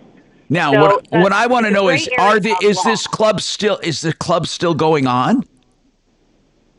100%. These clubs exist in every single middle and high school in my district. I'm in Cooter. So wait a minute. You're telling me that they have secret clubs, and right now you're saying there are students that belong to it that are being told not to tell their parents and could possibly be getting gender affirming drugs or gender, whatever you call it, whatever, puberty blockers. Correct. Yep. And the school district is open about that. They're explicit that they have these clubs, that they meet at lunch hour, that parents don't have a right to know or opt out, and they continue to add these school-based health centers to our public schools. That's correct. Wait a minute. So, okay, and do you think it's happening in Denver? 1,000,000%. This is happening in all but 4 school districts, to my knowledge, in Colorado. They're called Gender and Sexuality Clubs, GSAs, and they're very common. But I imagine there are some students attending whose parents don't mind, right? Absolutely. Right. Where I am in Fort Collins, there's a lot of parents that push this on their kids. But there are also a lot of parents who unfortunately don't know what's happening. And so they have these meetings and their parents think the kids are going to an art club. In my case, the other little girl on our lawsuit, it was called Anime Club. So there are lots of ways that they deceive parents. I know at lots of high schools, the clubs meet at lunch hour. So parents would have no idea that they've happened. So the ProtectKidsColorado.org, your organization, have other parents come forward to you since this happened, saying, and they found out the same thing about their kids in other districts? Yes, by the hundreds. I've now spoken to thousands of families all over the country, but hundreds here in Colorado whose kids have been in these clubs, in having secret meetings with teachers or counselors, or have been formally transitioned to the opposite sex without their parents' consent, with kids as young as 8. And I encourage people, I exposed an incident at Laurel Elementary in the Cooter School District where this happened with an 8-year-old. The parents found out and objected, and the school officials all decided to just do it anyway and lie to the parents. And I've exposed all of those emails explicitly stating, we're going to transition this 2nd grader, and just lie to the parents even though they asked us to stop. An 8-year-old, and you found, and this is and the parents objected, and the school system went above and beyond the parents' objection. Correct. Where is that student still in that school, or did the parents take them home or go to private school, or what are the parents doing?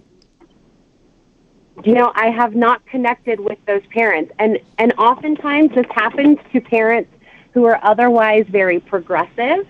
And when it's not their own child, they're open to the idea of it. And then when it happens, they object and they're afraid to come forward. So I'm not still in communication with that family, but I do encourage people just to Google Laurel Elementary, Cooter School District. Jared Polis was even pressed on these emails at Congress.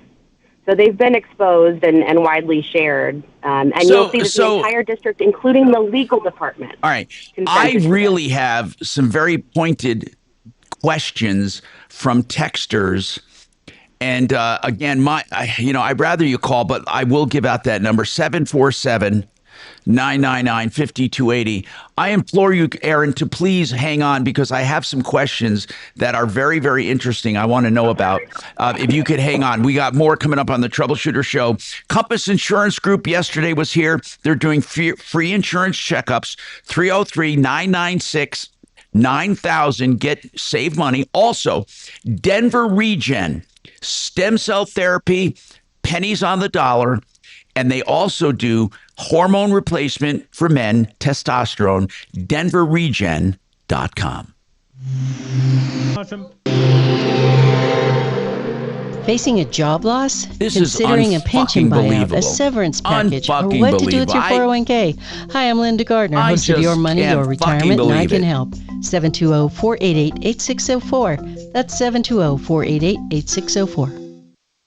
All right. Joe Lazzara is a criminal defense attorney, Joseph A. Lazzara. What I want to tell you is that Joe Lazzara does business this way. You call him. If you've been charged with anything, including a DUI, and he will talk to you free of charge. He will give you advice free of charge. Then he will represent you if you decide you want to hire him on a flat rate for the entire case. It's a simple way to do business. You're not nickeled and dimed, and you know the cost going in. Lazzara, LazzaraLegal.com. Also, referralist.com. You can find Joe Lazzara, 303-429-6200, 429-6200.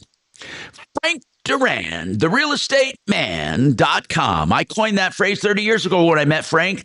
Frank is the man if you're buying or selling real estate, both ends of the transaction. He sells more homes for more money than anyone and has the stats to prove it. He can also negotiate to help you buy a home. He's a certified negotiation expert. He's with Remax Alliance. Frank Duran, therealestateman.com, 303-920-1622. Thank you.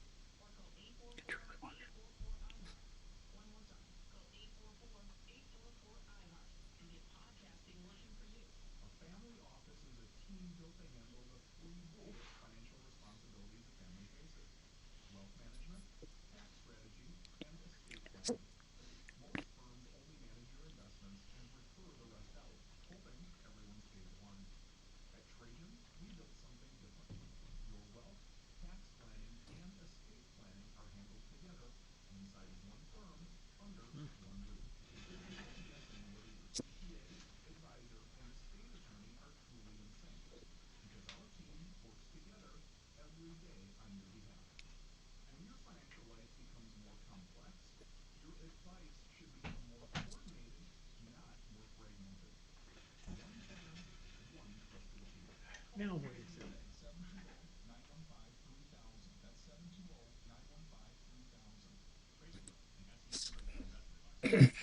Oh, now it says it's up to 46. How did it go up 17 degrees? It's Colorado. Okay. 46 degrees. I can do a nude cigar. I can hug a propane heater. And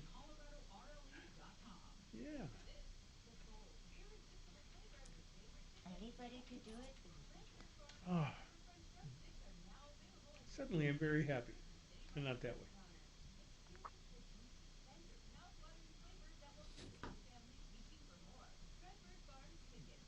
I'm sure it's fun for some of these adults to talk to kids about their pee-pees and their hoo-has and their whatnot. God, I am so fucking. Is that true? Is she exaggerating, or is this true? Oh, it's kind of true.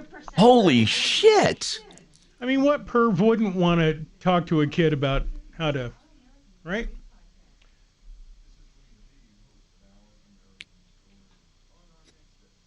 Golly. All right, here you go. She's a good Next episode of Our American Stories. I'm Tom Martino here. Welcome to the show. 303-713-TALK, 713-8255. You know, listen, I'm not going to go over the whole thing, but the subject came up on the show about kids being indoctrinated with a transgender agenda, with clubs, secret clubs. She said she's not really, it really is not so much about the gay community, but about the trans community. And schools, she says, schools all over Colorado have adopted the philosophy that parents should not know unless the kids want them to know, and that it's perfectly fine to keep secrets from your parents. And the schools will even help children get drugs, puberty blockers, and surgery and transitioning without telling parents. Aaron Lee, I got one text that said, Tom, this is just too horrifying to be true. And I kind of say that. I mean, it's not science fiction. You're telling me right now there are kids that meet secretly with the blessing of the school to keep an 8-year-old from telling their parents. I mean, an 8-year-old may simply be confused, for God's sakes. And you're telling me these things happen every day in Colorado. Yep, and that's why I think it's important to provide examples, because I understand how it's unbelievable. It's shocking. It's horrific. It shouldn't be happening. So I do encourage people to go look up that Laurel Elementary incident. But I think it's really important to point out, Tom, that this is state law across the board. So, for example, in 2019, the legislature passed, it was House Bill 19-1192, and it mandated the teaching of LGBT and Q, trans and queer, starting in first grade social studies and history. And that's state law. It's gone into effect. They've put out lesson plans all about transgenderism for first graders, starting in first grade. They also mandated this House Bill 24-1039 that all teachers must socially transition kids, call a child whatever they want to be called, even if it changes every day and even if the parents say don't do it. They mandated in 2019, it's House Bill 19-1129, that all counselors must transition kids, so they cannot question. If a child says they're transgender, a counselor has to go along with it. Aaron, there is a law that says if a child wants to transition, they must do it and cannot tell the parents. Now, it doesn't say they can't tell the parents. They left that open to interpretation in this law. But the reality is that all but 4 school districts have passed policy that require it. But you don't have to tell parents. And how old? How old? I mean, you got kids in first grade. Obviously, it must have a grade mentioned in this law. No age distinction. In fact, we tried to get an amendment through for an age distinction. And I challenged the bill sponsor, who's my senator, Janice Marchman. I said, what if 5-year-old Billy wants to be Sally and Billy's parents say no? She said, then we will respect Sally's wishes. So she made it clear that her intent was to transition 5-year-olds, even if the parents said no. And I have that exchange with her in writing. Again, it's important to show people this because it is happening. They've done it so brazenly under the guise of, inclusivity and tolerance, and all parents are assumed safe until proven innocent.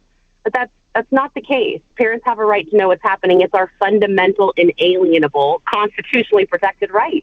Aaron, what were your politics before you found out about this? Was this something, I mean, I'm serious. I'm just asking as motivation. What were your politics?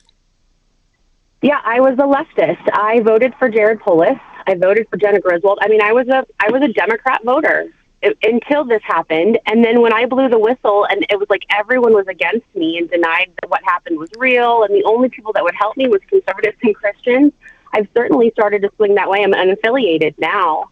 My party really just forsake me on this issue. So now I want to ask this. I want to ask the $64,000 question. And again, people might say, Tom, that's naive to even ask, but I really want to ask.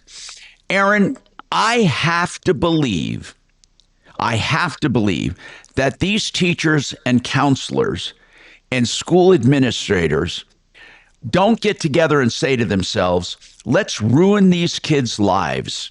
Let's push transgenderism everywhere we can, regardless of the consequences. I have to believe that they believe they're doing good for the child. I mean, I don't That's think, right. I mean, their intent is to improve the child's life, right? I agree. I call it toxic empathy or toxic kindness, where they've been misled to believe that this is the kind, right, true thing to do, to lie to kids, to tell them they've been born in the wrong body, to exclude parents. And that goes back to, I was an elementary education major a few decades ago, and I was indoctrinated into following the child, and we believe whatever they tell us, and some parents aren't safe. And the teachers union is explicitly pushing this. So it's important to point out that the union is forcing this down teachers' throats, and they're passing it through policy. They're training teachers that this is the right thing to do. I have exposed teacher trainings in my district that explicitly tell teachers that they have to assume all parents aren't safe and start at that base level and work back from there, and that it's okay to keep secrets, and that you must medicalize gender-confused kids. They did a whole training on the importance of medicalizing confused kids, or else they'll commit suicide. I call it the suicide myth. Transition or die. This is how teachers are being trained. Now, I don't think they're bad people. I think they think they're doing the right thing. Right, but they have been seriously misled. That tells me, Aaron, that you're legit. You're the real deal, because I doubt there's some secret society that simply wants to transition kids. You know what I'm saying? But at the same time, to take a 5-year-old who's, a 5-year-old who could very possibly still play with their turds and pick boogers and eat them, that they can choose the body they want to be in the rest of their lives, and schools will help them transition. Deputy Doc, you're listening to this. You're a doctor of many, many years. Again, he was an OBGYN. What do you think of this, Doc? I think it's insane. I think that transitioning kids when they have no idea about gender identity and it's being forced upon them is just an absurd abuse of power. I don't know if it's being forced on them, Doc. I think the kids are actually selecting it, but possibly out of confusion, or just, as Aaron coined in the beginning, normal. You said it was normal pubescent what? What did you call it? It was normal being discomfort. Normal pubescent discomfort. Yeah, but I think it's important to also point out it is being forced on them, not maybe so explicitly as the art club, but in the form of pronoun conversation, asking kids, what are your pronouns? That's very common for kids to walk into their classroom on the first day and have to announce their pronouns. Well, now we've normalized that you're not just a boy or a girl. Maybe you're a them. Maybe you're the other sex. It becomes normal. My daughter had a reading assignment. It was a book called George at 10 years old, all about transgenderism in her reading class, and I didn't catch it. So I think most parents don't understand that it is being forced on them, just ever so subtly, and these things add up in our kids' minds. ProtectKidsColorado.org. Is the organization growing? Yes. I mean, we are certainly a broad coalition. We are people from every walk of life. That's why I say I'm not anti-LGB. We have so many LGBs who are carrying our petitions to protect kids from what they believe is homophobic, to tell what is likely a gay, effeminate boy that he's actually born in the wrong body, that he's a girl. That's homophobic in and of itself. That's conversion therapy. So, yes, we have a broad coalition of people, over 1,800 volunteers all over the state carrying these petitions to protect kids from irreversible wrong sex. Now, Aaron, I also have to believe there's some people, transgender or people who transitioned that don't go along with this either. Totally. And I want to make sure people understand gender dysphoria is real. My daughter experienced it. It's very real mental health distress over your sex. People experience it at different points. For some people, it's long-term, like Caitlyn Jenner, and the best thing he could do as an adult was live as a woman, although he acknowledges he's not a woman. But to me, it's very insidious to force this on children who can't give informed consent to medicalization and who are still developing and still trying identities, and to force it on them is absolute. Like, you must be born in the wrong body. It's really dangerous.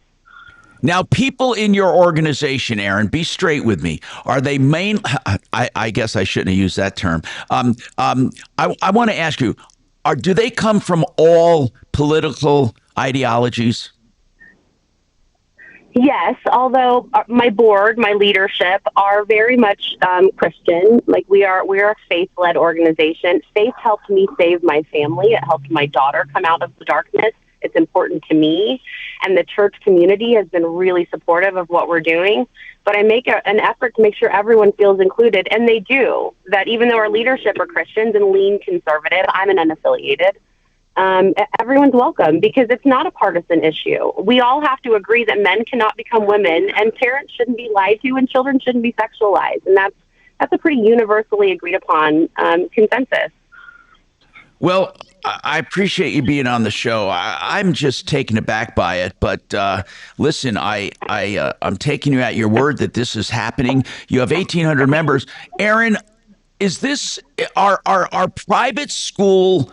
Our enrollment is private school enrollment up because of this, do you think? Yes, in fact, all the major mainstream outlets reported that enrollment is down 10% across the state. And so we're seeing an uptick in charter schools, especially. There's a real attack against the charter schools because they're a threat to public school funding, classical core knowledge charters, private schools, and homeschooling has really skyrocketed. And a lot of that has to do with COVID. But a lot of it has to do with parents whose kids have been affected, and they wake up and go, oh, no, not my kid. I'm going to choose an alternative. Aaron, thank you very much for coming on. And it's protectkidscolorado.org.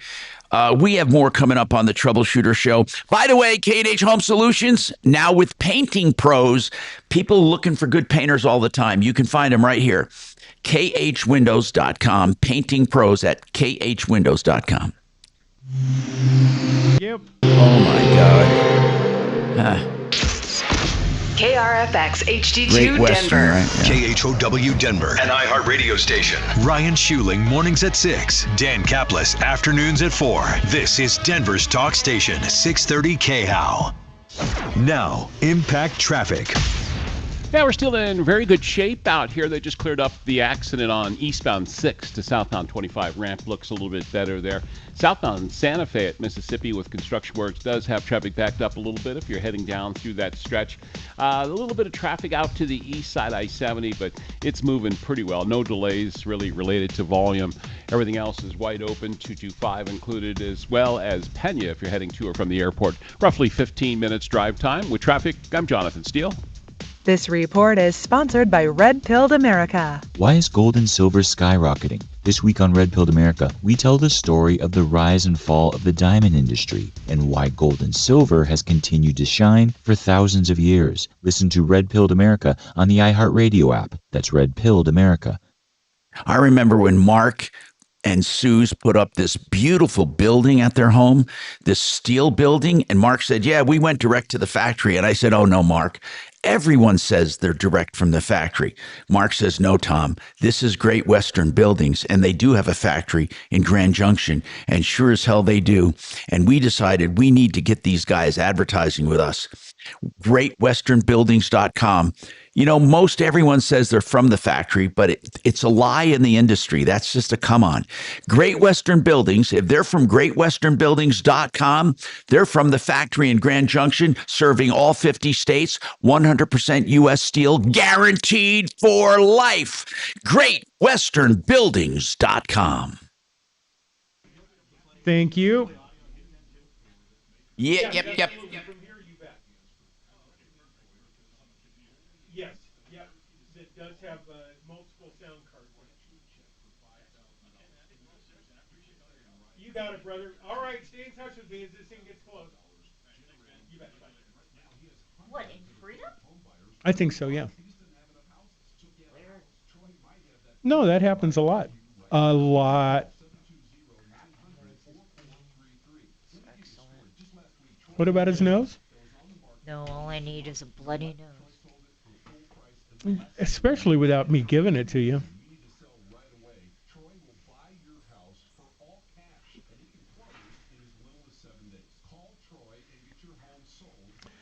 Kelly's got a bloody nose, and I'm very disappointed that I didn't give it to her.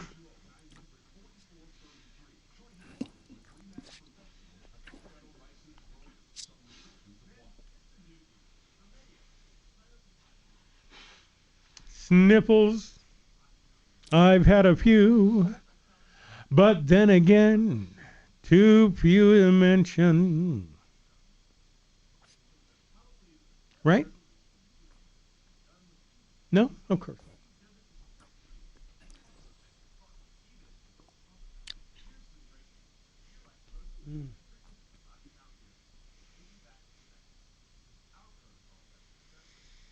Well, that was fun.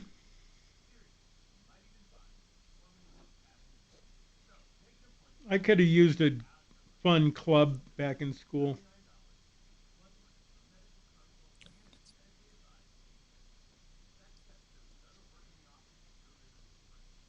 Would it have killed them to have taught us boys some of the mysteries of women when we were in school? Golly.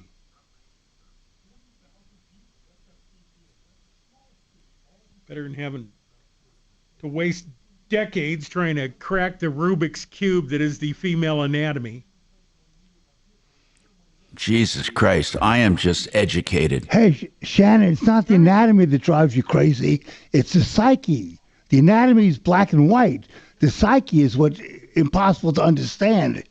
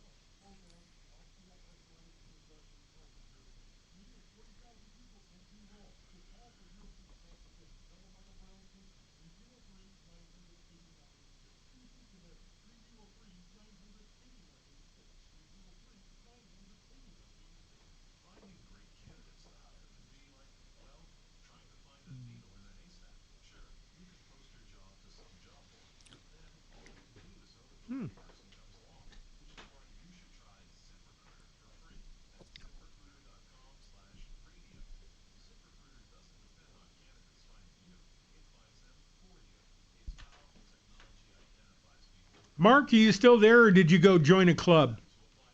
No, I'm still here. Okay. Don't bother. I joined Shannon, the club don't bother years him. He's transitioning. Is he? Hey, listen, I don't mind sitting to pee once in a while. Take a load off.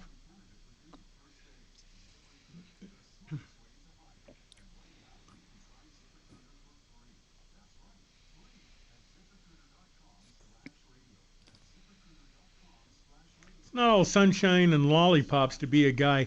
The urinals we have now have a bad angle, and man, my feet get wet.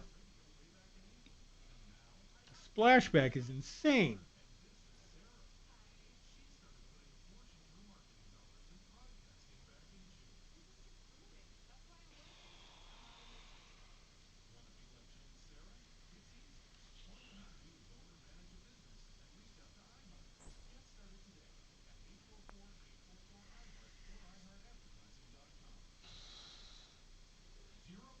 Here we go. MoneyMyWay.com. Hi, Tom Martino here. Hey, I'm going to break law right now, okay? I'm going to say, let's get ready to rumble. I just broke the law. Do you know why? Because I'm not supposed to say it. I'm not supposed to say it. I'm not supposed to say three-peat either. That's actually dynamite. It's coined. Now, I don't know if that's coined. I know that. How about this one? That's hot. That's hot. actually protected. Who's going to enforce this? You cannot be serious. Yeah.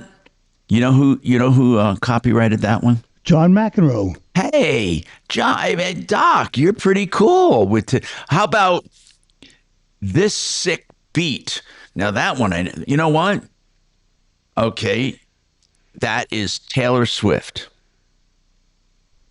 And what about this one? Let's Roll. By the way, that is a foundation. And you know where it came from? Let's Roll.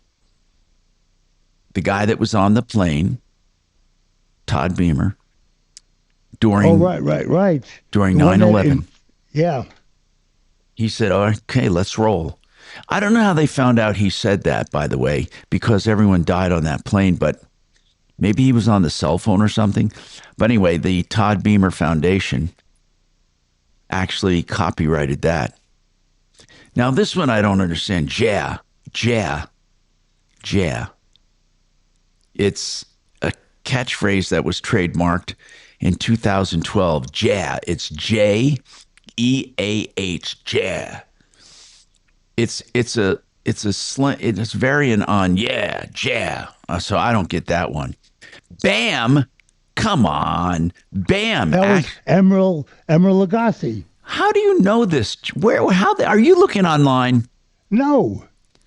Well, you couldn't have looked it up that fast. Anyway, how do you know that? I know lots of stuff, Tom. That's Emerald, the cook, right? Yeah, Emerald Lagasse. Bam. How do you trademark Bam? Well, Okay. Tom, I have to say one thing. I think what you're talking about with these trademarks are if you use them commercially. You can't be prosecuted obviously. for saying something in normal conversation. No, that's right. It's called fair use. I can use this in fair use. Like Tebowing. That was, of course, Tim Tebow. Tebowing. Right, when you get down on your knees and pray. One knee. Yeah. And the super... what? Tebowing. Oh. For Tim Tebow. Tebowing. What about Super Bowl? Of course, it's the NFL. Anyway, it's really amazing that I have some I think I have Troubleshooter. I have some stuff that is good, but those things are unbelievable that you can protect BAM. Now, BAM, I would think they would say, no, you can't do it. Okay. Now, what I don't understand about this whole school thing, Mark, were you surprised by anything you heard about schools? They must follow the kids' direction for what they want to be. Go ahead. Not in Colorado. I mean, that's been going on for years. No, but you do believe it. It doesn't surprise you. You absolutely believe. Some schools, some teachers, not all. Hey, Tom, you know I do some work for AARP, right? Yes. When I get emails from them, from different people, they always include what their pronouns are. Really? Absolutely. So if I get a text from somebody, it'll say Jane Doe, parentheses, whatever their pronouns are, and then they'll give me the message. Okay, I'm going to ask a question. I don't mean to be stirred up, but I really want to ask this.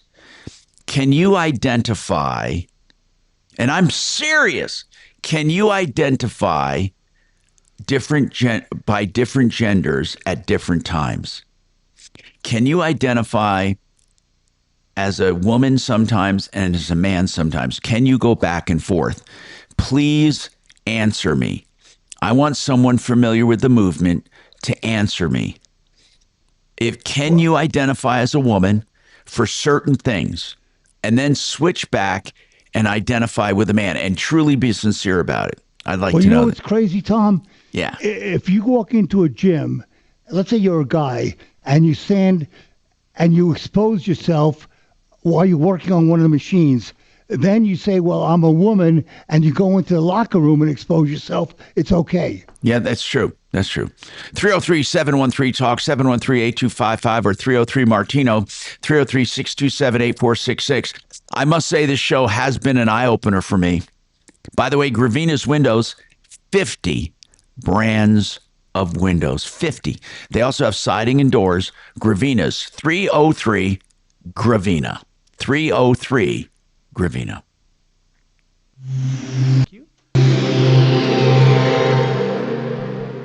Now, Impact Traffic. Yeah, we're still in very good shape out here. They just cleared up the accident on eastbound 6 to southbound 25. Ramp looks a little bit better there. Southbound Santa Fe at Mississippi with construction works does have traffic backed up a little bit if you're heading down through that stretch. A little bit of traffic out to the east side I-70, but it's moving pretty well. No delays really related to volume. Everything else is wide open, 225 included, as well as Pena if you're heading to or from the airport. Roughly 15 minutes drive time. With traffic, I'm Jonathan Steele. This report is sponsored by the Our American Stories podcast. This is Lee Habib, host of Our American Stories. On our next episode, Dr. Bill McClay shares the 4th installment of our ongoing Story of America series. You won't want to miss the next episode of Our American Stories. Hey, Fix-It 24/7 does the extreme clean, tune, and check. Now, all the way down to Colorado Springs, you can get in on it. That's Fix-It 24/7. FixMyHome.com. Book now. If you've never had it done for $39, they literally take your furnace apart and clean it every nook and cranny to add efficiency and life to your furnace, because dirt and grime are the number 1 and 2 killers of your furnace. So join him in the Springs as well. By the way, 719-888-HEAT down there. FixMyHome.com. Book now. So many people call this show and they never had their used car checked out. You know that Sheridan Auto Tech, who we know and trust for all auto repairs and maintenance, has a special for checking out used cars. $120, a couple of hours. They go through everything, including the codes on the car, to make sure that car is worth buying. They also do regular repairs and maintenance, including electrical issues on Colfax west of Wadsworth. A great facility, plenty of parking. I use them for my Beamer. You can use them for anything you have. SheridanAutoTech.com, 303-455-7242. Very nice.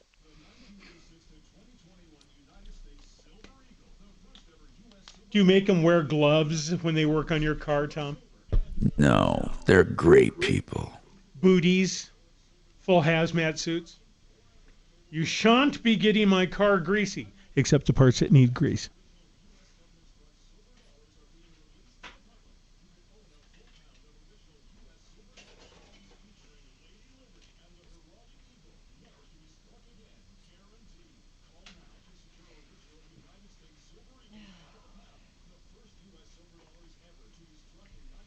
I'm sorry, we had sort of a rocky start today, Kelly. It was my fault for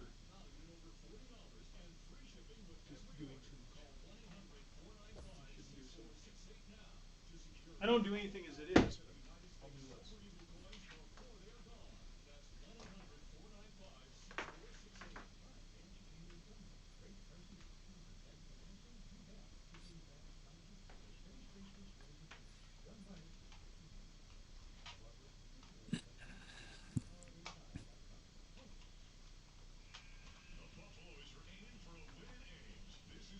Good luck.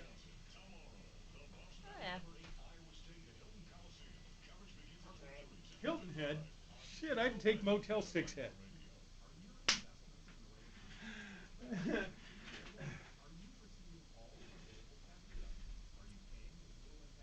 Sorry. Was that inappropriate? That's a good one. I'm Jeff Jr., founder of Trading Well, and in many cases, it's not what you make, but it's what you keep that's the real difference. Trading Well and Trading Tax work closely together exclusively. No more guessing about whether you should do a Roth conversion or if maxing out your 401k is really the best option. Our nationally recognized fiduciary advisors and CPAs exist in tandem to make sure your tax strategy works with your investment strategy. You'll even do your tax preparation. One team, one strategy. Isn't it time for a second opinion? Call Trading. Hey, Tom? Yeah. You know, it's interesting. What is this sound coming from? Damn it! There's something. Oh, I got to turn this down. I can't stand when something auto plays. Go ahead. I'm listening. 1986 on today's date. 1986 was a Challenger explosion. Oh, really?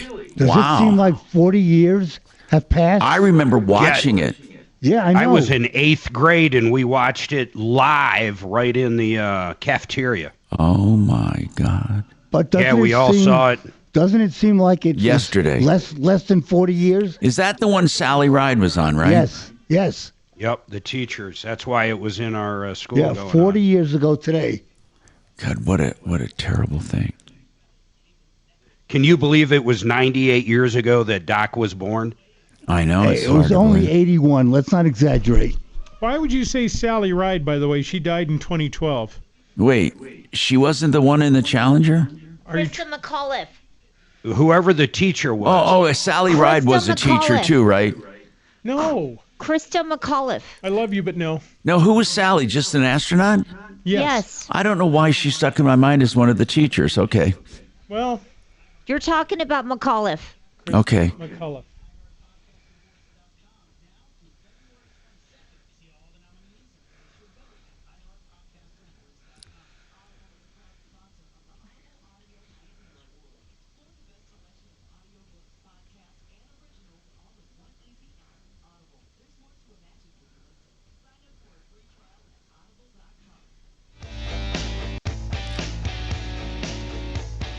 Hey, I'm Tom Martino, your troubleshooter. 303-713-TALK, 713-8255.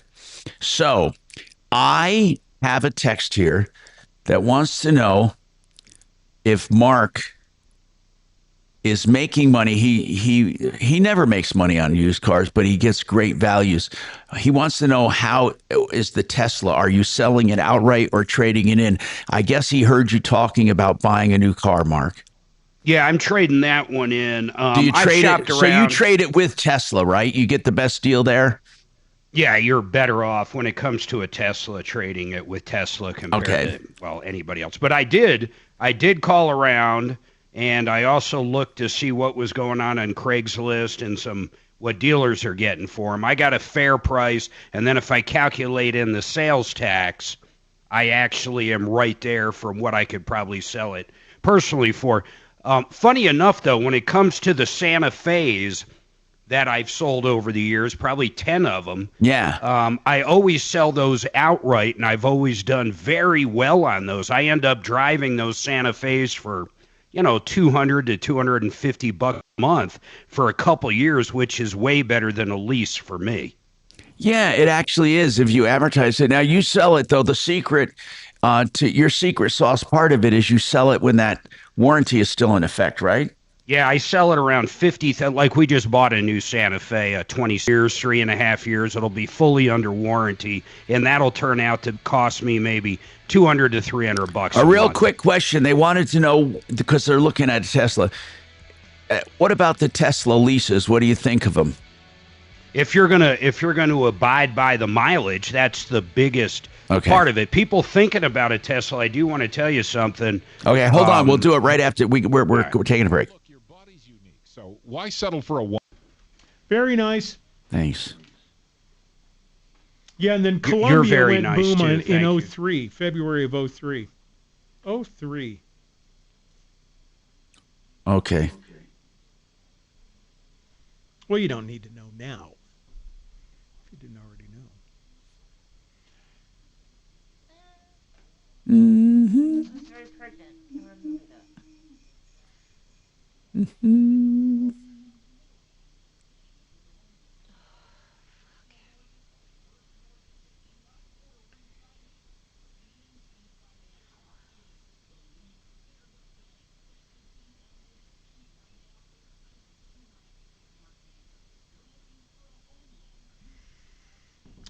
Dragon's not here yet. I hope he's still with us. Oh. I'll be right back, brothers, sisters. You don't have to.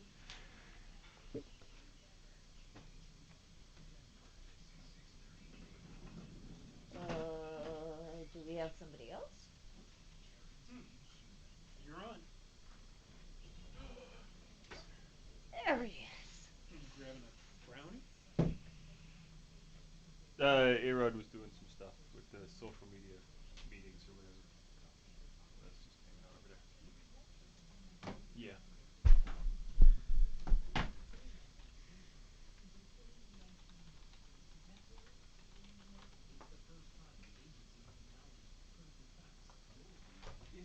ICU nurse if you quit?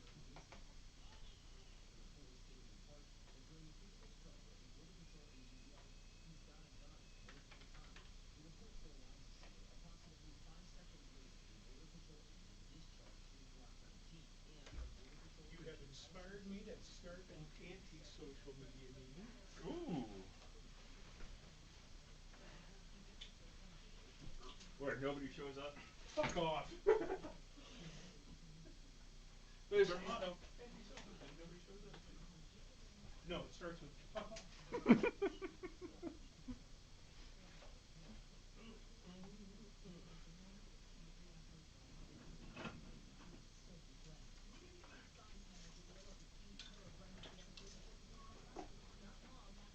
Well, you got to fill them in on our topics today, Tom. Uh-oh.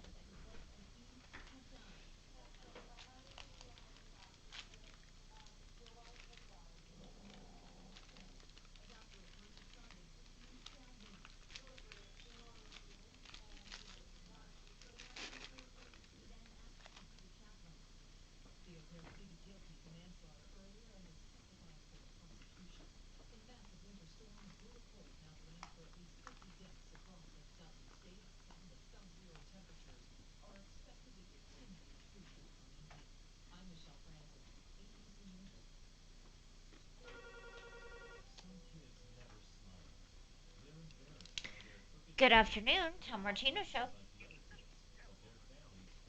Hey, Joe. I've got you upcoming on the next break, so hang on for me and we'll get you right up, okay?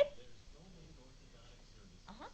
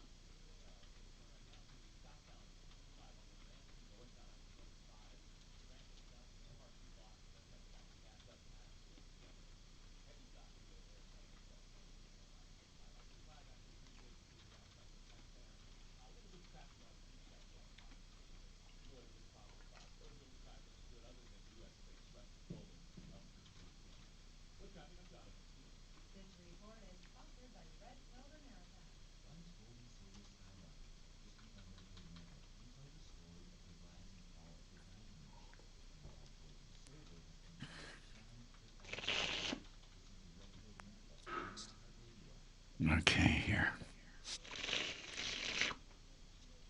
Okay, here. Okay.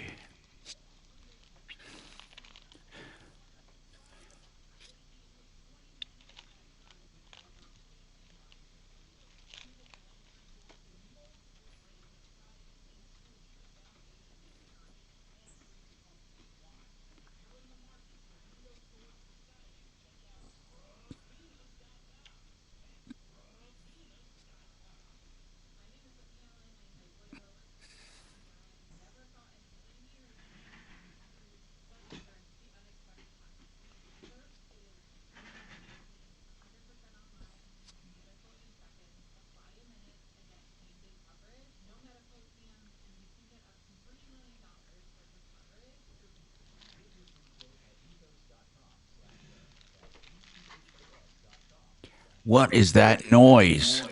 Are you eating?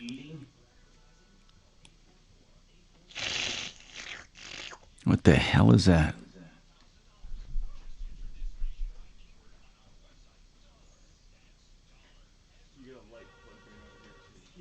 So won't you forget about it? Oh, that's you. Good afternoon, Tom Martino Show. Up or spit it out. Join me at 4.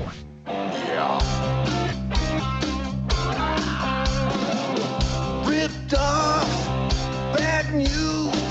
You need advice so you don't have to lose. We'll come running just as fast as we can. Troubleshooter's gonna help the common man. This is the Troubleshooter Show. Now, Tom Martino. Hey, I'm Tom Martino. Welcome to the show. 303-713-TALK is our number, 713-8255.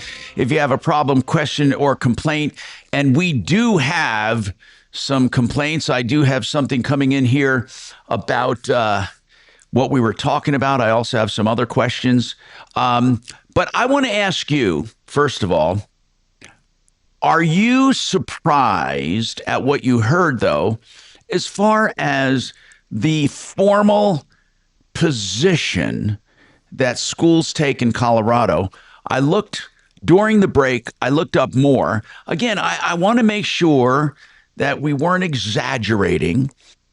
And this woman from, what is it, Protect Kids Colorado, is it .org? What was the name of that again, Kachina? Her organ. ProtectKidsColorado.org. Yeah, and she's from the Poudre County, or Poudre School District up north. And I went to that site, and then I got some other links. And like it or not, in Colorado, it is absolutely a fact that school systems must listen to children and cannot tell parents. They must listen to children and cannot tell parents if a child expresses gender dysphoria in any way. If a child wants to identify as a girl and wants to be called different pronouns or a different name, they are to do it. In some cases, even if they change their mind back and forth, they are to follow that child's lead in their gender identification. The teachers have no discretion in this whatsoever. And I'm going to tell you this straight up. As crazy as it sounds, an 8-year-old can go to a teacher and say, I'm a boy now. Call me John. And the teacher has, now listen to when I say this, no choice. I wonder what a nun would have done when I was at St. Patrick's Elementary. What if I would have went up to my teacher and said, I am a boy. I mean, a girl. She would have whacked your knuckles. Now, listen, Marc Mager, by the way, what's on your mind today, Marc? Seriously. Oh, we already talked about it, but the Trump savings accounts, I think, are pretty cool. I hope future presidents kind of keep that up. I really don't mind my tax dollars going to that, especially compared to some other stuff. And really, when you think about it, it's an IRA for kids, Marc. Because, and by the way, what I love, there are no limits to what you can contribute during a kid's lifetime. No, not that I can see, and other people can contribute and they can use it on different things, or they're forced just to keep it. It's wonderful, and it grows tax deferred. It grows tax deferred. Yeah, I know. It's kind of cool. It's almost like a Roth in a way. And it is. And if they use it for certain things like a home or education or retirement, they never pay tax. Go ahead, Marc. Well, and I was going to say, sometimes we get lost in the weeds a little bit.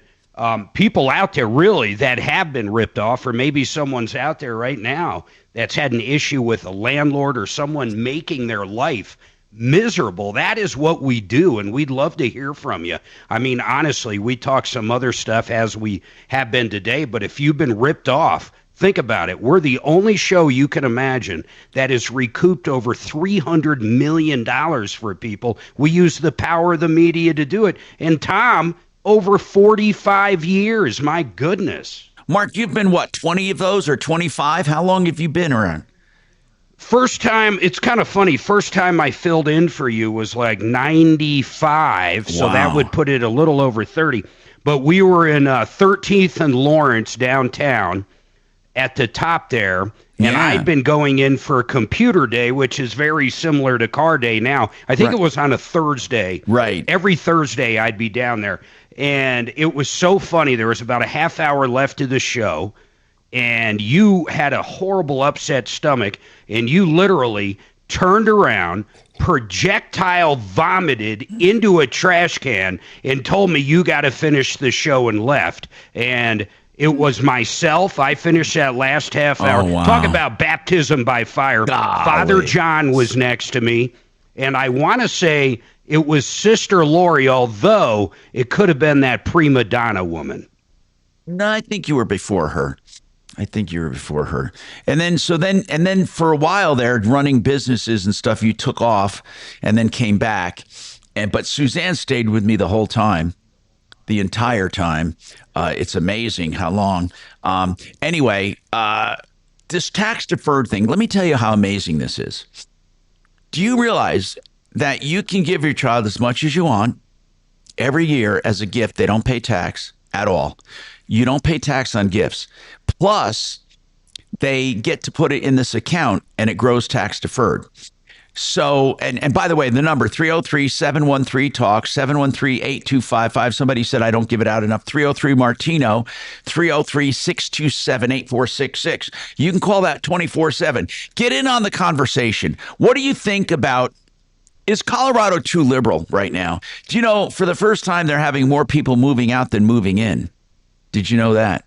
And it's not by coincidence that the states seeing the biggest growth are conservative states. Isn't that weird?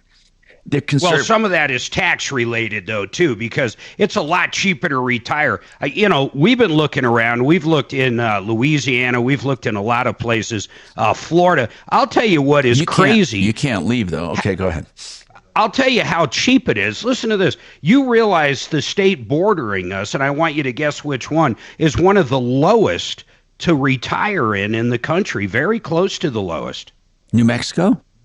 Wyoming. Really? Cool. Yeah. Yeah, you got to put up with the damn cold weather and the wind. Yeah, I know. Anyway, on this text I just got, God, I hate to get into this topic.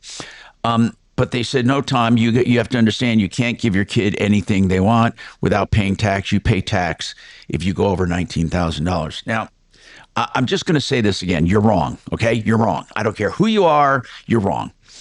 I can give Mark right now a gift of $100,000 and he doesn't pay 1 penny of tax on it. Not 1 penny.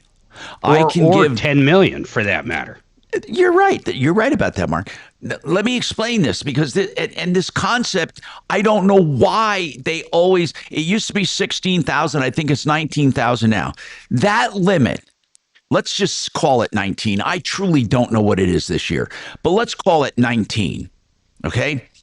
If I give more than the limit of $19,000, they don't pay tax on it.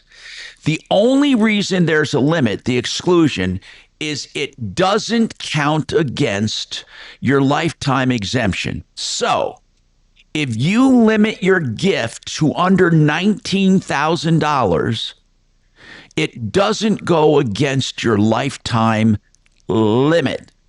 If you go over, let's say, instead of giving Mark 19 grand, I give him 39 grand. Okay. Now, 19 is excluded from my lifetime limit, but that extra 20,000 goes against my lifetime limit.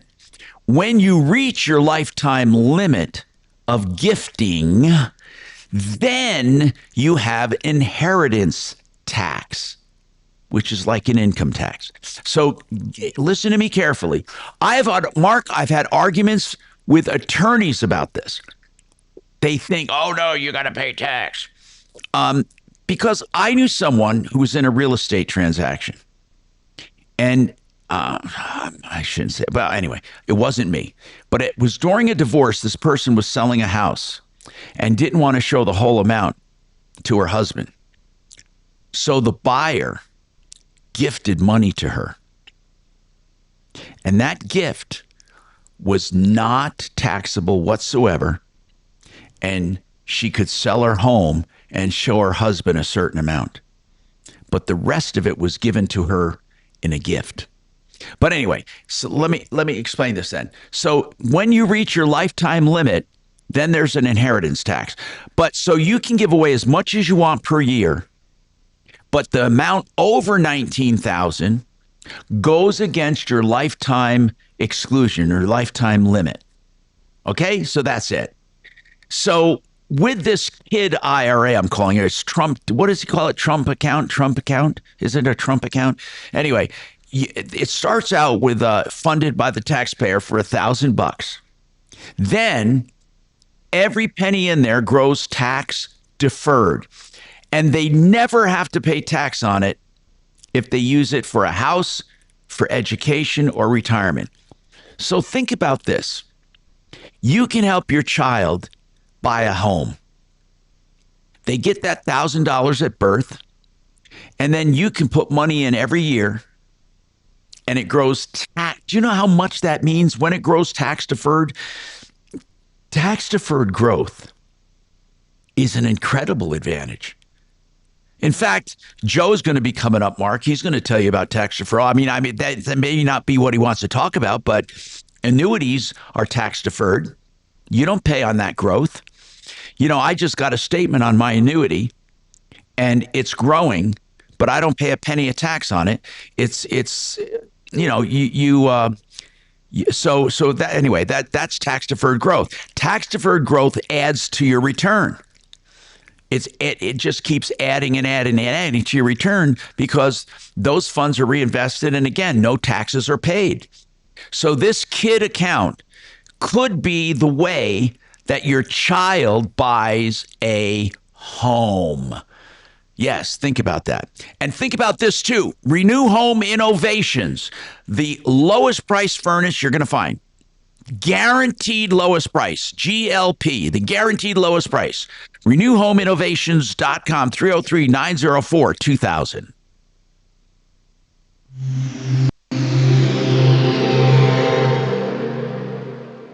Right now, we could all use some extra cash, so why not visit David Ellis Jewelry to cash in your old, useless, tangled jewelry, coins, and anything else containing precious metals. I take it you want to go first? Diamonds. Hello, I'm consumer advocate Tom Martino, and I'm Thank you. David Ellis Jewelry because I've known... You're welcome, Tom. You can too. Pain in the ass. 2640 East 3rd Avenue. That's 3rd and Clayton. 303-3... Well, see if I ever be polite again. 28779. I want to tell you about Frank Duran, therealestateman.com. Now, he has a buying department, a buying and a selling department with Remax Alliance. But if you want to buy, he's a negotiation expert, a certified negotiation expert. He helped me buy homes, and I couldn't believe the deals I got. Then on the other hand, if you're looking to sell, he has stats to show he sells for more money than the market for sure and quicker than the market. Now, he'll also do a free analysis of your home. So if you want to know what your house will sell for, he'll do all of the math with the comparables, the neighborhood, supply and demand, the interest rates, and tell you what you will net. And then you'll know what you can buy. So remember the name, Frank Duran, therealestateman.com, 303-920-1622, 920-1622. You know, if you haven't had a review of your retirement accounts and you're getting close to retirement, I want you to call Joseph Chiano. And I'm going to tell you why. He's going to talk to you about guaranteed money when you retire. We're talking about guaranteed pension account benefits like a 15% bonus, long-term care riders, and a lot of other things. Joe, how important is it, and when should people start thinking about that guaranteed money? Well, they should be thinking about it as soon as they get to what I call the red zone of retirement. Either either when they become close to retirement, like maybe 5 years or so, and then that time after they retire, they should be thinking about a guaranteed income. And something, before I go into the benefits, Mark, Tom is absolutely right. The annuities that we sell, any annuity basically, is what they call a tax-deferred annuity. Yeah. So when Tom was talking about the tax deferral power, it's amazing how the annuity will grow because you pay no taxes. Think about that. So it is a phenomenal product that will give you a 15% bonus to begin with, day one. It will give you a guaranteed income for the rest of your life. In fact, I just had a client that came in just a few moments ago, and he's retiring. He's a nurse, and he's retiring, basically. And he is thinking about an income stream that could last him as long as he will, and that's exactly what the annuity products that we have. Yeah, and then on top of safety. And on top of all that, once he starts getting that guaranteed check that he can never outlive, if he ever needs help, say cooking or cleaning or showering, he's got that long-term care that is included with the products you sell. People really need to call and talk to you. Joe's a financial expert. Please, he's a retirement guru. Give him a call. You can either go to mymoneymyway.com and get the info, or call him right now, 303-779-6600. I know you have questions. Call him now, 303-779-6600.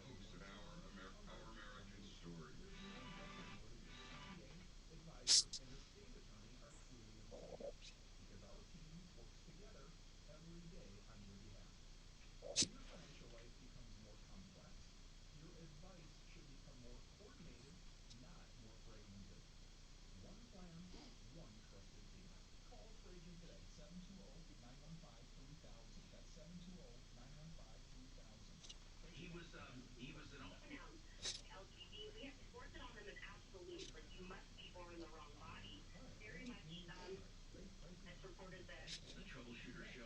By the way, and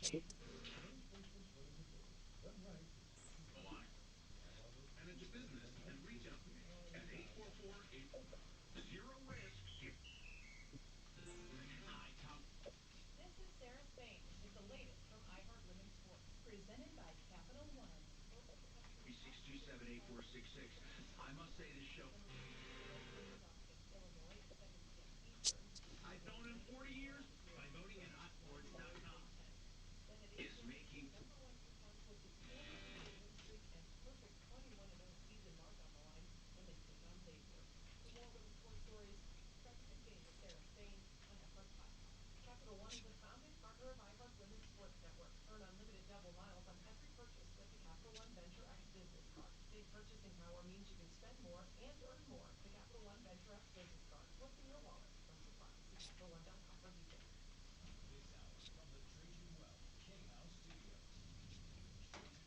Your trusted local fiduciary advisors, TrajanWealth.com. Hi, Tom Martino, your troubleshooter, 303-713-TALK, 713-8255. Deputy Bo has a follow-up from yesterday with a contractor issue with a building. Is that from November? I'm sorry, not from yesterday. Deputy Bo, this was Aaron from November. I don't have his call in front of me. Why don't you explain the original problem first, Bo? Yeah. All right, call came in on November 10th. I have Aaron on the phone with me. Basically, he put a down payment to get a metal building erected from a company called Vance Metal Building, and Aaron put down $25,000. I tried to contact the owner, Callan Vance, several times. He was pretty arrogant. He wouldn't talk to me. But this is a very interesting story, Tom, because Aaron persevered and was able to, I believe he contacted a law firm, but basically he did the homework himself. He was able to get a hold of the Attorney General, and I'm going to let Aaron tell the story, but he was able to get the contractor, Callan Vance, arrested for theft for taking Aaron's $25,000. So you know that, and let me just say something. That is very, very rare that people can have someone get arrested. Now, the Contractors Trust Act does allow for civil theft if they don't follow it, but very seldom will district attorneys do anything. So this is what I want to make sure we get it straight. It's Vance, V-A-N-C-E, Vance Metal Buildings? Yes. And what's the name of the guy? 3 years ago. What's that? What was his name, the guy that owns it? The owner's name is Kellen, Kellen Vance. Okay. Right, Aaron? All right. Yeah. So Aaron, tell us what happened. Okay, yeah. So I put down a deposit to have the building put into manufacturing with the rest of it due upon completion.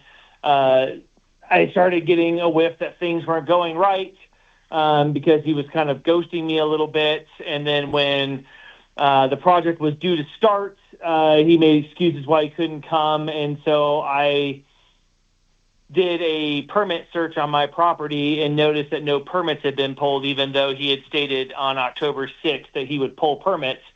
When I called him on that, things kind of went south.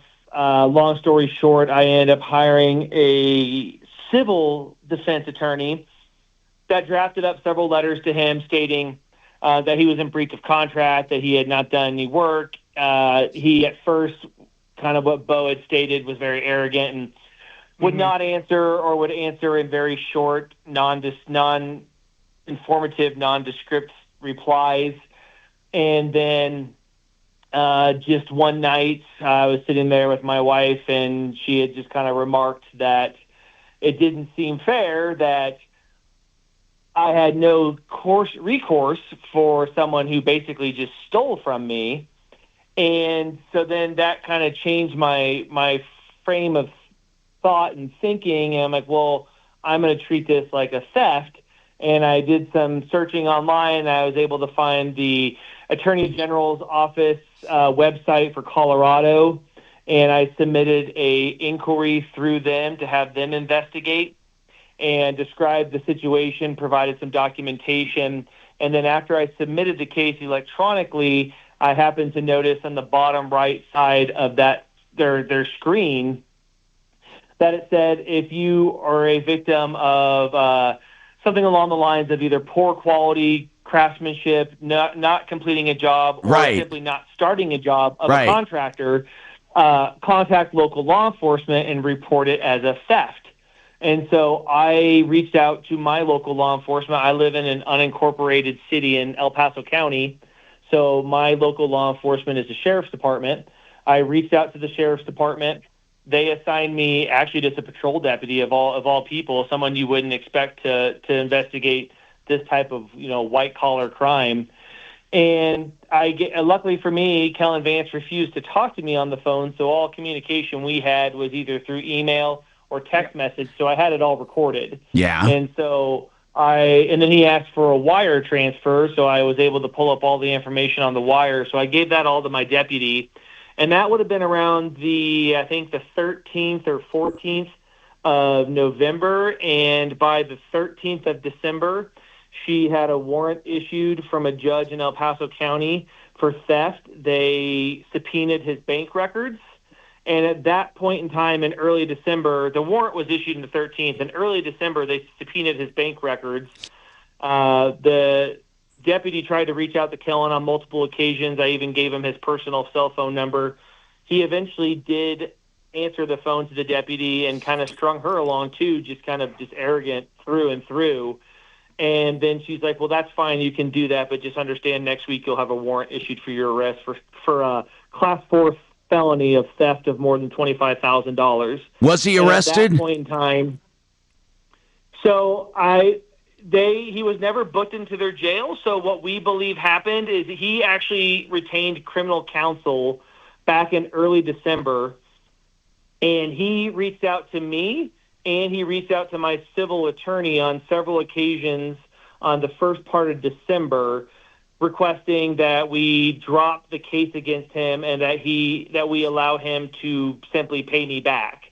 And he said that he wouldn't be able to pay me all right away, which leads me to believe he spent some of it on something other than he was supposed to, but that within 2 to 3 weeks he would have all the money back to me. Did he pay you back, Aaron? I never replied to him. I forwarded that all to the deputy, and the deputy reached out to him and said that he was not being charged by me, but that the charges were being brought against him by the state of Colorado, and I had no say in it. And I decided, along with my family, that instead of, I don't trust that he would actually pay me back. Like, he's been untruthful this whole time. If they win, there'll be a restitution order, and that's the best thing you can So possibly I get. want to know. I want to continue with your story. This is very, very interesting that you actually got a sheriff's deputy. What county is this? El Paso. Okay, keep going. I want to hear what happened. Yeah, so then what I believe happened and what the deputy believes happened, because she was able to see the warrant was cleared, but he was never checked into the jail. So I used to be law enforcement, and my father-in-law is retired law enforcement. What we believe happens, along with the deputy, is that Kellen retained counsel, and that his counsel advised that the best thing for him would be to surrender himself. So we believe he surrendered himself to El Paso County, because he actually lives up in Weld County, and was able to probably also bond out same day. And so what we know now from the dockets, because we looked up the dockets for El Paso County Judicial District 4, and he will be arraigned on felony theft on February 4th at 4:15. So he was arrested technically. Yes. So he was not, pulled in and escorted. He surrendered himself, but yes, he was arrested, and he will be brought up on charges on February 4th. Okay. And I figured that was my best way to get restitution, was for him to either face paying me back or face, in Colorado, the felony theft statute carries the amount he took carries a 4 to 6 year prison sentence. Wow, that is unbelievable. My hat's off to El Paso County Sheriff's Department. Yes, go ahead, Bo. You know what? Dimitri and I have kind of worked some of these contractor cases. This is the first time since I started working for the show that I actually was able to take a case where it came to fruition, where they actually did something.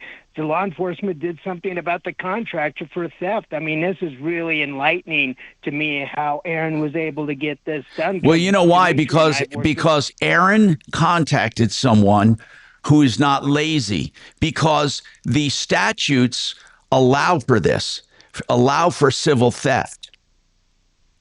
And I think Aaron is going to get paid, because this Kellen Vance at Vance Metal Buildings is looking at jail time, and it's being brought on by the state of Colorado for criminal theft. And I would like to have Aaron call back in next week and let us know what happens after the hearing. Yeah, for sure. That is going to be a great follow-up. And you know what? If we start arresting contractors like they do in Florida, you would see a big difference. Do you know that there are some Floridians, some contractors in Florida that could be sentenced to life in prison? Think about this. Life in prison with 3 felonies. Life in prison.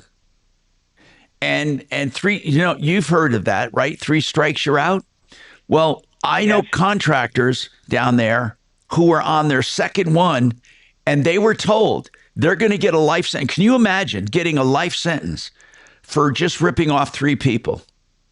And I'm telling you, we got to toughen up the laws in this state. I mean, they're all about making laws on transgender kids and not telling parents. Why don't they make laws to protect consumers? That's what I'd like to know. If they had more criminal statutes for people that don't come through, contractors, you would have way, way, way fewer ripoffs. 303-713-8255.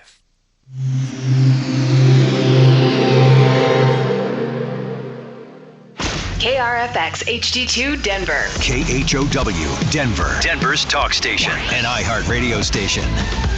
Guaranteed human. Now, impact traffic. Yeah, the lunch hour drive shaping up pretty nicely for us. We're not seeing any big delays out on the roadways. A little bit of construction here and there. 225 at I-25, they just completed that project heading southbound to northbound. It looks like it's moving pretty good. 225, in fact, through Aurora is wide open, as well as Pena to the airport. I-25 north from 6th up past Colfax has been running just a little slow. Construction along Santa Fe has been tying up the drive southbound at Mississippi and into the foothills, US 6 west of Golden up Clear Creek Canyon. Still some backups. With traffic, I'm Jonathan Steele. This report is sponsored by Red Pilled America. Why is gold and silver skyrocketing? This week on Red Pilled America, we tell the story of the rise and fall of the diamond industry and why gold and silver has continued to shine for thousands of years. Listen to Red Pilled America on the iHeartRadio app. That's Red Pilled America. Discount Bath. Those words mean something because you're going to get the best price and the best value when it comes to doing your bathroom remodel. All you have to do is go to their website, discountbath.com. You answer a few questions and you get an upload link. It's private and confidential, so you can then take your smartphone and video what you want done. You walk in the bathroom, you want to move that wash, you want to move that sink, you want to make it a double vanity, you want to have a walk-in shower, move the toilet, move a wall. You narrate what you want, then you upload it to discountbath.com. They give you a price, and they have the guaranteed best prices for bathroom remodels. Take them to task and challenge that at discountbath.com. You'll be pleasantly surprised. 720-979-2322.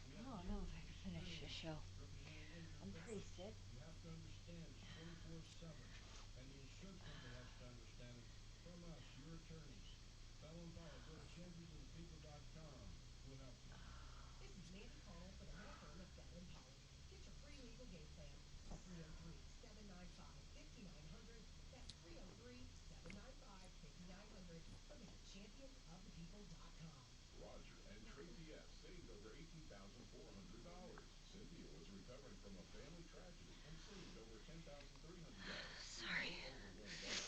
I just threw my guts up. I don't think the breakfast burrito I ate this morning is doing well.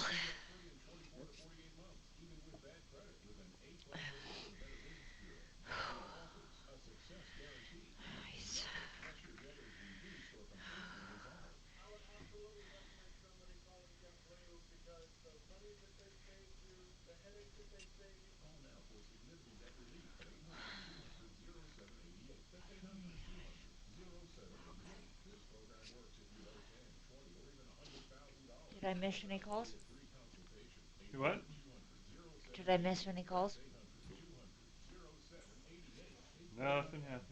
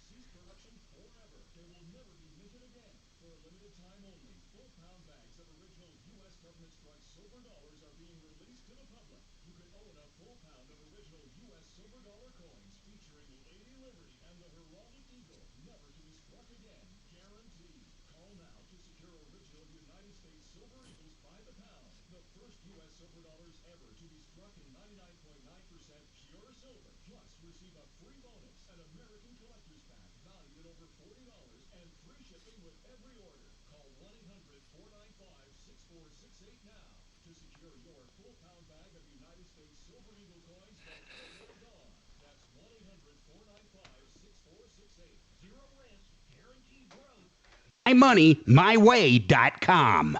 Denver's talk station, 630 KHOW. Hi, Tom Martino, your troubleshooter, 303-713-TALK. 713-825-5303 Martino, 303-627-8466. You know, we had a guest on in the, I believe in the second hour. Could have been the first hour. It was about the protect children from what school systems are doing. And I've gotten some other parents who texted me on my text line, by the way, 747-999-5280. And I'm shocked by it. One dad, I'm trying to find the text here.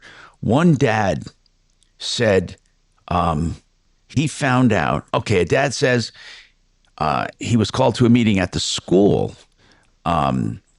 because his son was suddenly withdrawn and anxious, and the dad wanted to meet with the school.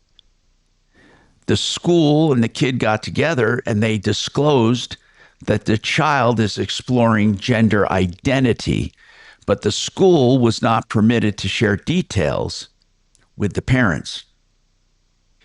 So they acted as if I was the problem. I mean, I feel like I'm in a dreamland here where this is actually happening. I started out the show saying, I don't think anybody's pushing an agenda, but they certainly are encouraging kids. Now think about this. When you're younger, you're confused anyway. You're confused about gender. I mean, you know what I mean by that. Not confused, but there's a discomfort to puberty. There's a discomfort coming into your own. There's a discomfort when you first start being attracted to the opposite sex or the same sex or whatever. There's just an awkwardness about that time in your life. And if schools offer an out saying, well, maybe you shouldn't be a boy or maybe you shouldn't be a girl, it can cause some confusion. But what the schools are saying is that whatever you think you are, you are. We will let you be, and we're not going to notify your parents. And in this one case, they told the dad that he is contributing to his son's depression because he was not recognizing the son's gender dysphoria. He thought he was going to meet with the school and work this out and maybe help his child. Instead, He was told he was the problem.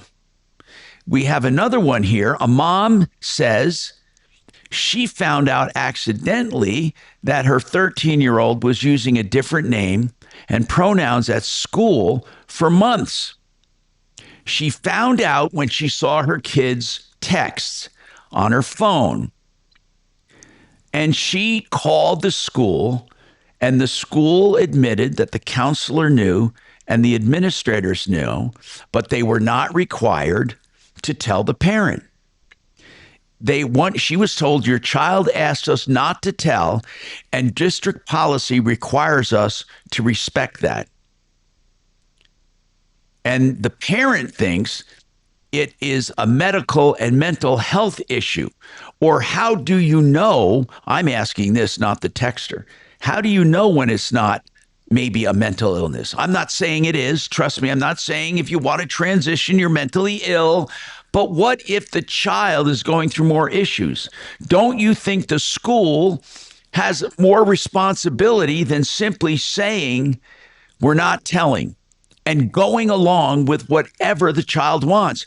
Children as young as 7 years old. Schools claim in this one meeting, this dad, I'm going back to this dad, that the secrecy was for the child's safety. Think about that. One parent said that the school called them because the child wanted the school to explain to her that she was having gender dysphoria. So here's what I think. I think we're creating cases of gender dysphoria. I think that when kids are confused anyway, and you introduce to them the idea that they might be in the wrong body and they're 7, 8, 9, 10 years old, think about that. Think about the raging hormones and how kids are changing rapidly from year to year, and then being told by their teacher, it could be you were born the wrong sex. I don't think these kids necessarily have the mental capacity to deal with that. Yet they're letting the kids make the decision. This one parent says, I want my school to educate, but I don't think they should do family counseling and certainly shouldn't be counseling me on how to parent my children. So the question is, whose rights are superior? The school, the parent, or the minor child? Because that's what it's coming down to. And, apparently the Supreme Court doesn't want to touch it because she tried to take it to the Supreme Court, our guest earlier, and they won't hear the case. So I don't know where all this is going. Do you have an idea, Mark? Do you have an idea where it's going? I mean, because I'll tell you that I can't believe the text I'm getting. I asked in the beginning of the show, I want to know concrete examples, and I'm sure as hell getting them. Concrete examples from people who have kids in school. How many times did we hear about gender dysphoria before it became okay? Now, I'm not saying that you should make kids feel like crap if they're having gender dysphoria, but the idea that teachers will allow them to transition without telling their parents, I don't know if that's doing any good. Don't you think there should be some counseling first? Maybe that should be in the law, where when the child expresses gender dysphoria, at least they get counseling to see if they have the capacity to make that decision. I mean, what if the child comes and says, I'm reincarnated and I'm identifying as Joan of the Ark, the Archangel, or Joan of Arc? What if they say that? Or what if they're identifying as something else? The thing is, they're children. So at what age do they have that capacity? Don't you think counseling should be part of the law? But right now, the law reads very simply. I looked it up. The school and the teachers must, they don't have a choice. They must listen to the child. Now, does that scare the hell out of you? Are you a parent and has this happened to you? Because it scares the hell out of me. 303-713-TALK, 713-8255. I want to hear if you have been affected by this or any consumer problem, question, or complaint. As one person put it, it's toxic empathy. They're assuming the children are right and the parents are wrong. We have more coming right up.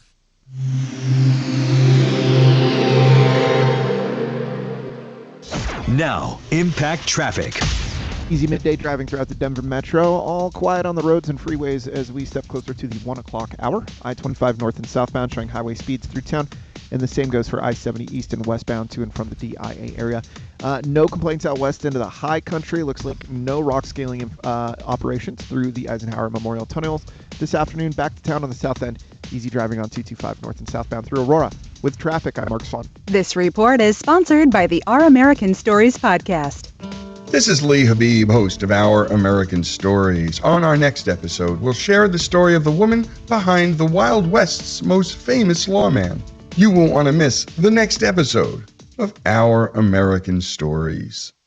K&H Home Solutions has energy-efficient products that are also beautiful and long-lasting and maintenance-free. Take the Alpine high-performance products like custom-crafted super insulating, thermally efficient windows and doors. They're lightweight with a suspended film technology that fully insulates glass and fiberglass frames. They're the best performing windows and doors in North America. 303-421-7100. You can also get painting pros at K&H. KHWindows.com, combining beauty, energy efficiency, and low maintenance since 1956. 303-421-7100. If you're looking to be a landlord, but you don't want the conventional risks and hassles, and you want to have an investment that lasts anywhere from 2 to 3 years, Vestera Turnkey can help you. They've researched promising markets with strong economies where rents are strong. You can be a landlord there. They help you acquire the house. They help you with the management. They help you with even day-to-day phone calls. They take care of all of that, holding your hand through the whole process. Then in 2 to 3 years, you sell for profit or you exchange into another property. Give them a call and find out more about their program. Vestera Turnkey.com. That's VESTERRA or 303-888-3788. Join us for the 21st. We're going to have a seminar on this program. You can go and find out more about that at mybigestreturn.com.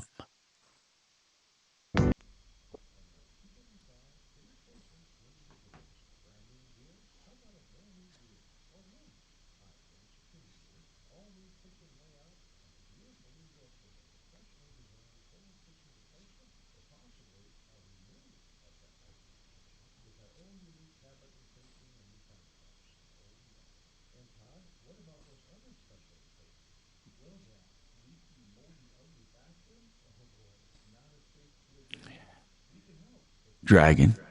Yo. Somebody said that Kelly was sick and throwing up today. Is she okay? She looks fine to me. Okay. I don't know what this person's talking about. Unless she knows something I don't know. I don't know. I just got a text saying I heard Kelly throwing up. I did. Oh, were you throwing up? There you go. How did they hear you and I didn't? I was in the women's bathroom. And in a completely different building? Jesus Christ. Okay. I think what I ate this morning disagreed with me. So I'm a little under the weather.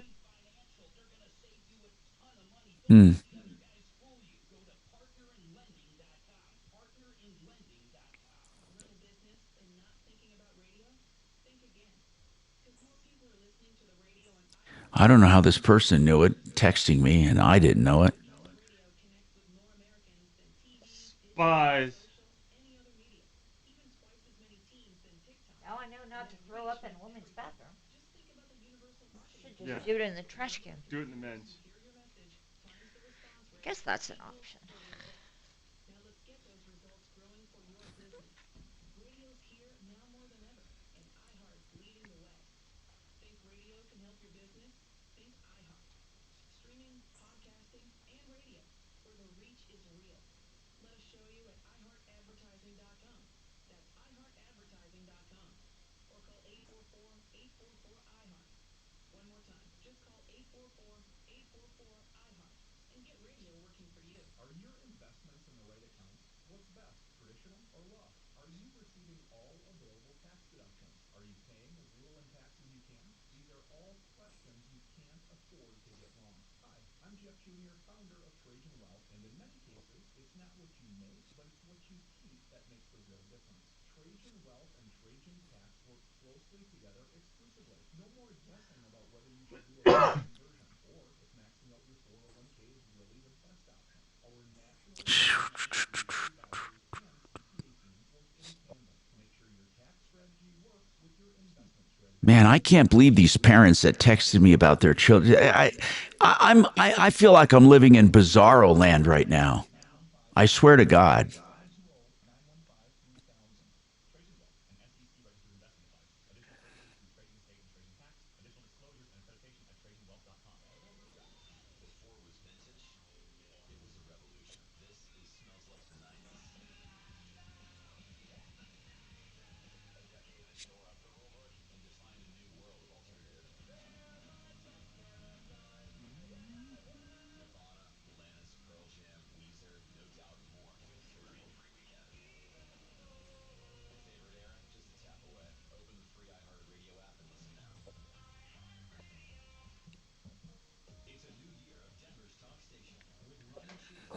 Six to 10, Tom Martino 10 to 2, Michael Brown Reloaded from 2 to 4, and Dan Caplis 4 to 6. What better way to start the new year? Denver's talk station, 630 KHOW.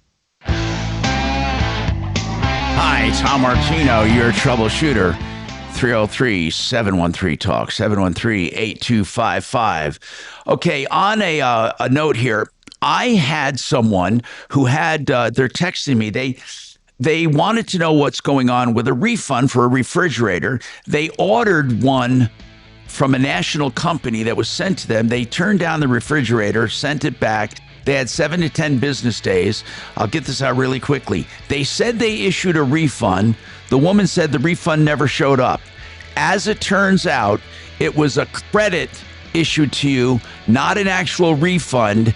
They said they will only give a credit. Remember that when you're looking at terms and conditions. We have more coming up.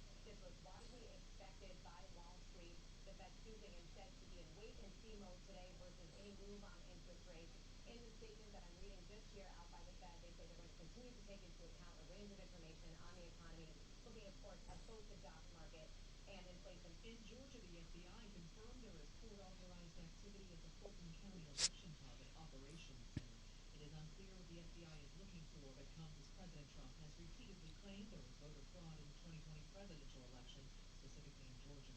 Two federal officers involved in Saturday's shooting of Alex Freddie have been placed on paid administrative leave, according to multiple sources familiar with the situation. The sources stress this is standard operating procedure. This is ABC News. An ongoing nurses' strike at a large hospital chain in California and Hawaii is now impacting some patients. Chrissy Basham lives in San Diego County. The 41-year-old is battling stage 4 breast cancer. She was told her chemotherapy appointment this week was canceled because of a nurses' strike at Kaiser Permanente. For me, my treatment's keeping me alive. It's giving me more time with my family. So when that's canceled, it's anxiety riddling. Basham says she personally pleaded with her doctor who got her in for her chemotherapy, but that she fears others are not getting treatment they need. Kaiser Permanente says oncology patients were evaluated to ensure any scheduling adjustments were safe and aligned with standards of care. Alex Stone, ABC News. Former New England Patriots head coach Bill Belichick failed to get enough votes to be inducted into the Football Hall of Fame in the first ballot round. Belichick has a record 6 Super Bowl wins with the Patriots. He's eligible for future Hall of Fame votes indefinitely. Michelle Franzen, ABC News. Sharing has never meant as much as it does now. We share the things we love most in life for the world to see. But what if we could actually do more with our sharing than just collect likes? What if this sharing could be used to make a difference? Now there's a place where we can put all that sharing to good use. The National MLS Society is asking people to make a difference and share what they love with someone else who loves it too. Whether it's surfing, dancing, or whatever's important to you, we've created a place that'll help you get your experience out to the world. If you have a story, share it. If you have a solution, share that too. Join us at wearestronger.ms.org. Hey, Greg, did you see the story about Neil Young in Greenland? Yes, giving Okay. it away for free. Okay, Yeah, good. yeah. Russ and I talked I about just it. wanted to He's make like, sure you saw it's like, it. why does he hate Greenland so That's much? right.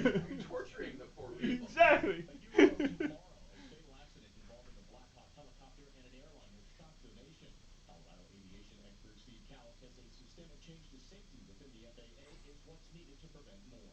The NTSB needs to make sure that the FAA clearly, without question, and without fear, adopts a positive safety At UTCS, you'll find graduate paths designed to fit your life. See and avoid traffic. The FAA, despite using recommendations to do so, never changed the helicopter routes. Cowell says better safety practices could have been a difference and should be moving forward. Denver's Great American Beer Festival will be moving outdoors. Organizers announced yesterday that the festival will be moving from the Colorado Convention Center to the Levitt Pavilion. The new location will combine the usual festival activities with live music performances to create an immersive experience. The festival will be held on October 10th and October 11th. With the latest, I'm Sam Speck. Now, impact traffic. Quiet drive throughout the Denver Metro for the 1 o'clock hour. Some normal slowdowns through downtown on the main highway I-25 north and southbound. A little bit of stop and go between pullback and I-70 on the I-10 early in the east commute. I-70 east to northbound, 12 Street to Encyclopedia Office area. No concerns about late I-10 this afternoon. Back to town, emergency car on the shoulder I-76 westbound at Old Boulevard, not getting affected. Safe traffic, I'm Chris Paul. This report is sponsored by the Our American Stories podcast. This is Lee Levy, host of Our American Stories. On our next episode, Dr. Bill McClay shares the fourth installment of our ongoing Story of America series. You won't want to miss the next episode of Our American Stories. You could win $1,000. Oh, really? Excellent. That's awesome. 9 chances a day to win $1,000. Listen weekdays 9 a.m. through 5 p.m. Exciting. On Denver's Talk Station, 630 KHOW. Sponsored by Window Nation. You love new windows but don't want to pay a fortune for them. Well, during Window Nation's Buy 4 Get 4 Windows free sale, you can also get 0 down, 0 monthly payments, and 0 interest for 2 years. Hurry, sale ends soon, so schedule your free estimate now at windownation.com. Venus! Beautiful windows, siding, and doors for every price point. The only window and siding company not pushing 1 or 2 product lines. They deal with 20 manufacturers with over 50 lines of windows. Beautiful entry doors and multiple brands of siding. And truly the foundation. Hey, can you get Excel Roofing on for this one text I have? I want to know about roof warranties in general. It's not a difficult question. If you could get them on, that would be great. Thank you.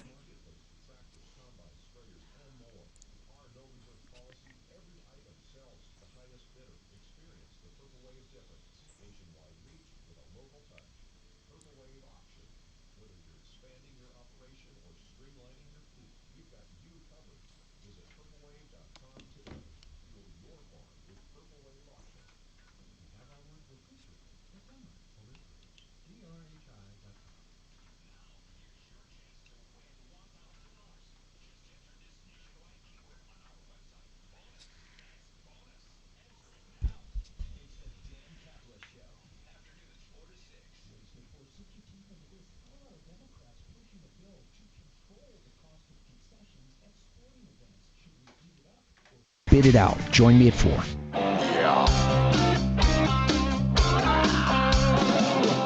Ripped off, bad news.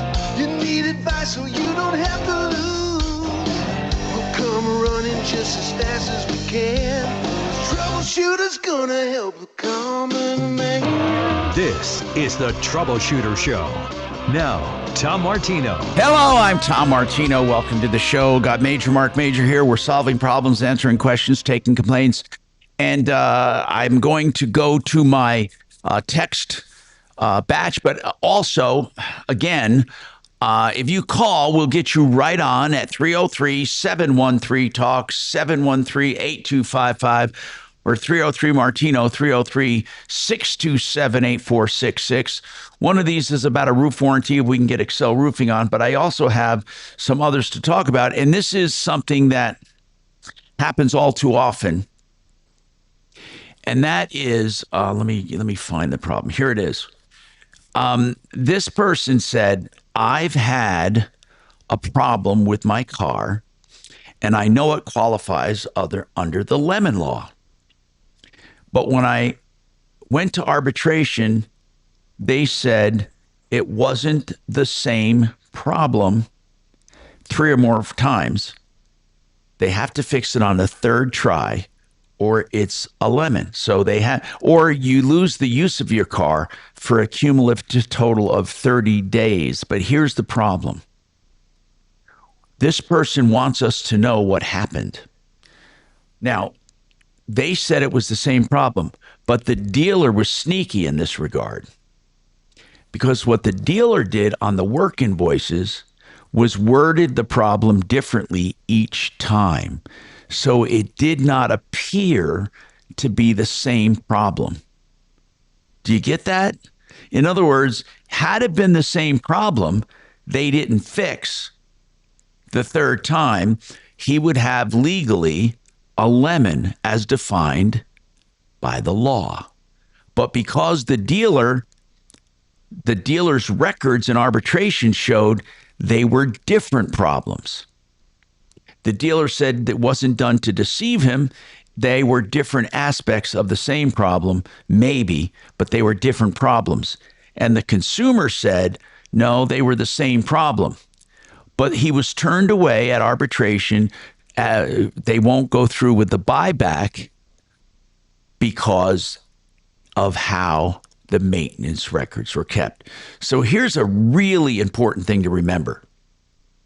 When you are getting a car repaired, it's a new car, and you have the first year or the warranty period, whichever is shortest, it's usually the year. The Lemon Law calls for a few conditions to be met. One is 3 or more times they can't fix it, or 30 days cumulative, when it's cumulative that you don't have the car. So if it's out of service, a cumulative total of 30 days. So if they're fixing something and it takes 10 days, another time 10 days, another time 10 days, you've reached the 30 days. When that happens, the dealer has to, they don't have to do anything voluntarily, but it is legally a lemon by law. The other thing is when they can't fix the same problem after 3 attempts. So they have to fix it, I believe, on the 4th attempt. But if you see the invoices and they're written down differently, make sure they write them down the same. That is the same problem. Because if they don't, you're going to be stuck with a lack of evidence when it comes to the Lemon Law. And with the Lemon Law, you start out with arbitration with the Better Business Bureau. It's one of the few things the Better Business Bureau still does. And you start out with arbitration, and you need evidence that the same problem was not fixed. Okay, here's another one. And we get, and I have mixed feelings on this. I paid a contractor $18,000 and they finished my basement. The contractor wants final payment of $6,000, but I never saw an inspection. I come to find out that he never pulled a permit. Should I pay the final $6,000 if a permit was not pulled? Okay, again, I have mixed feelings, and this is weird, but you should be able to assume that when a job is done, it's up to the standards of the industry and that permits are pulled. But technically, the contractor can still lien your property if you did not pay the final bill. That's what's happening here. They're threatening a lien. Now, you can insist on a permit, but you also have to pay the bill to stave off the lien. They're two separate issues. You're not going to get away with not paying because they didn't pull a permit if the work was done. It's called quantum meruit, meaning you got value from it. So you have to pay for what you got. And since the full price was part of the contract, you still owe that money, even though a permit was not pulled. Now, that doesn't mean you can't insist on a permit being pulled, but they can still lien your house if you don't pay them, because not paying is not an excuse for the permit. So I hope you understand this, okay? The lien is going to be separate because you didn't pay the $6,000. You are going to insist on them pulling a permit, but you can't say because they didn't pull the permit, you didn't get the value. You still got the value, you just didn't get the permit. So this is a lesson to everyone. When you have a contract, here's something that, first of all, I wouldn't pay money up front to begin with. I would only pay money when work begins, and that includes plans. You can pay money when plans are done. Materials are delivered. Okay, but don't pay nothing. I don't pay up front just for the sake of it. Now, if something was custom ordered for your home, if you can verify it was ordered for your address in your name, and the money is going to pay for that, then that's okay too. But you don't pay money for nothing. Never. So, in a contract, have a payment schedule, specify that permits must be pulled, and you should also put in there that you have the right to hire an inspector for the work, your own inspector, like an older retired builder or somebody, that you can demand changes if not done up to code, and put a time limit on the work to be done, that it will be done unless it's beyond their control by a certain date. And then after that, you can even put in a penalty if it's not done by a certain date. If you put these elements in a contract, it will protect you. Now, on the roof, I don't see Excel. We have a roof problem here, and it has to do with a warranty issued on a roof. And I want to go over it with Excel because the roofer is now out of business. But does that mean that they don't have a warranty anymore? You get two kinds of warranties with roofing. You have an installation warranty from the roofer itself. Then you have the manufacturer's warranty. Almost all shingles have a manufacturer's warranty. However, what we have to find out is, can you get service with a manufacturer's warranty from another roofer if the original roofer is out of business? We'll attempt to answer that question. I'm going to get an expert on because we haven't. So he's going to be ready in about 15 or 20 minutes to talk about that. So with a roof, again, you have two kinds of warranties. In fact, that goes for anything. A lot of times with a furnace, you might have a furnace that has a certain warranty, but it does not warranty the installation. So if you have a good company like Fix It 24/7 or Plumbline Services, they do installation warranties as well. So the installation warranty is separate from the product itself. Make sure you get both kinds of warranties, okay? Because installation is probably 95% of the job. Almost always it's an installation problem if there's a problem with the new furnace not heating. It's not the furnace itself. Very seldom does a new furnace have anything go out. Now, you want both. You do want a furnace warranty, and you want to retain that warranty. And then you also want an installation warranty as well. We got more coming up on the Troubleshooter Show, 303-713-8255 or 303-Martino. We got more right after this.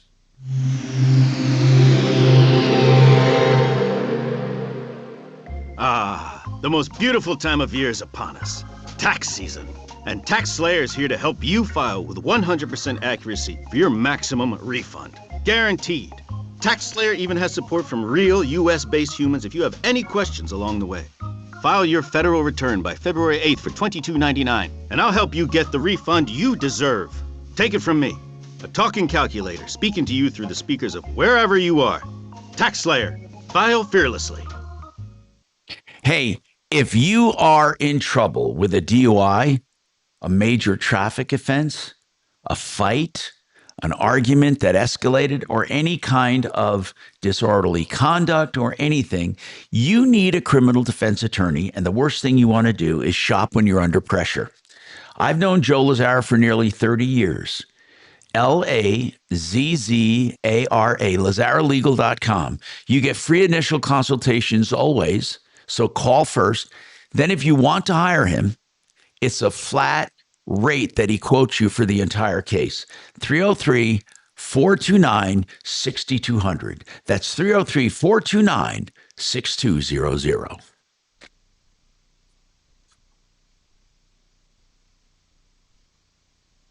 I got to tell you about mymoneymyway.com, and here's why. If you're getting close to retirement and want to get rid of all the stress of not knowing what's going on with your 401k or IRA and want to put some of that qualified money into a great annuity product that gives you a 15% bonus on day one to start growing with, and also has long-term care benefits. Think about it, a guaranteed check every single month till the day you die. You can't outlive it.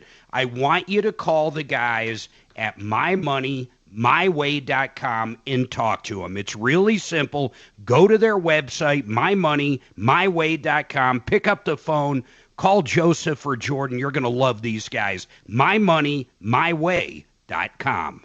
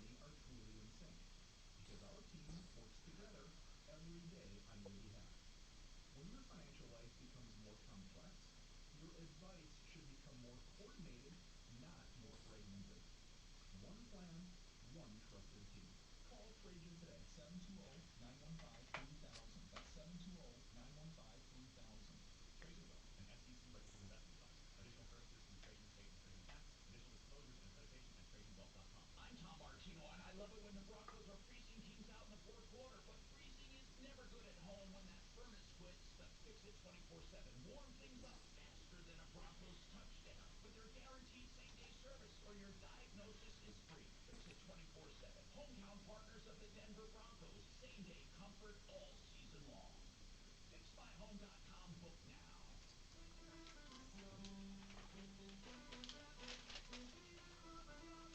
Are you running for office and have a message you want every voter in your district to hear? Well, that's where radio comes in. Good afternoon, Tom Martino Show.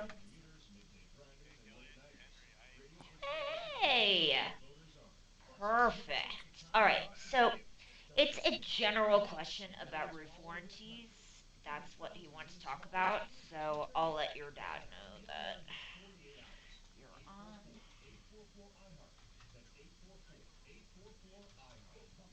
He literally just has some general questions. He got a text that was asking about it, and so he just wanted, just to get. It's not one of your customers. Kelly, it's a like that. warranty He question. just If the has roofer's out of questions. business, can they help warranty the shingles?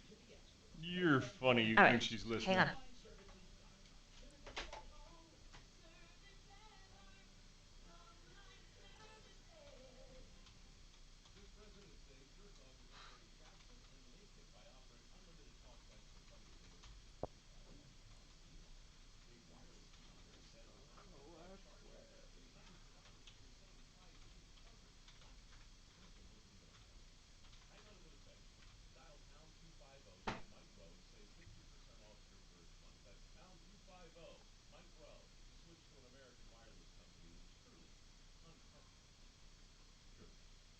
Facing a job loss?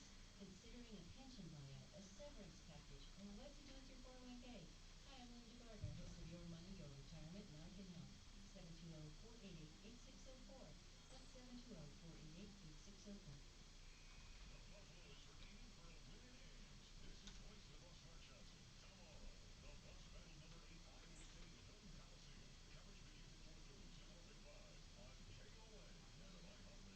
Starting off with sunshine for your lunch, we've been building in clouds as the day goes on for the pretty mild belt in the mid to low 50s with a little bit of mountain snowfall. I'm Fox 39, here's the weather meteorologist Heidi Bird. This report is sponsored by the Our American Stories podcast. This is Lee repeating his Our American Stories. On our next episode, Dr. Bill McClay shares the fourth installment of our ongoing Story of America series. You won't want to miss the next episode from Our American Stories. This hour from the Trajan Wealth K-House Studios. Trajan Wealth, your trusted local fiduciary advisors. TrajanWealth.com.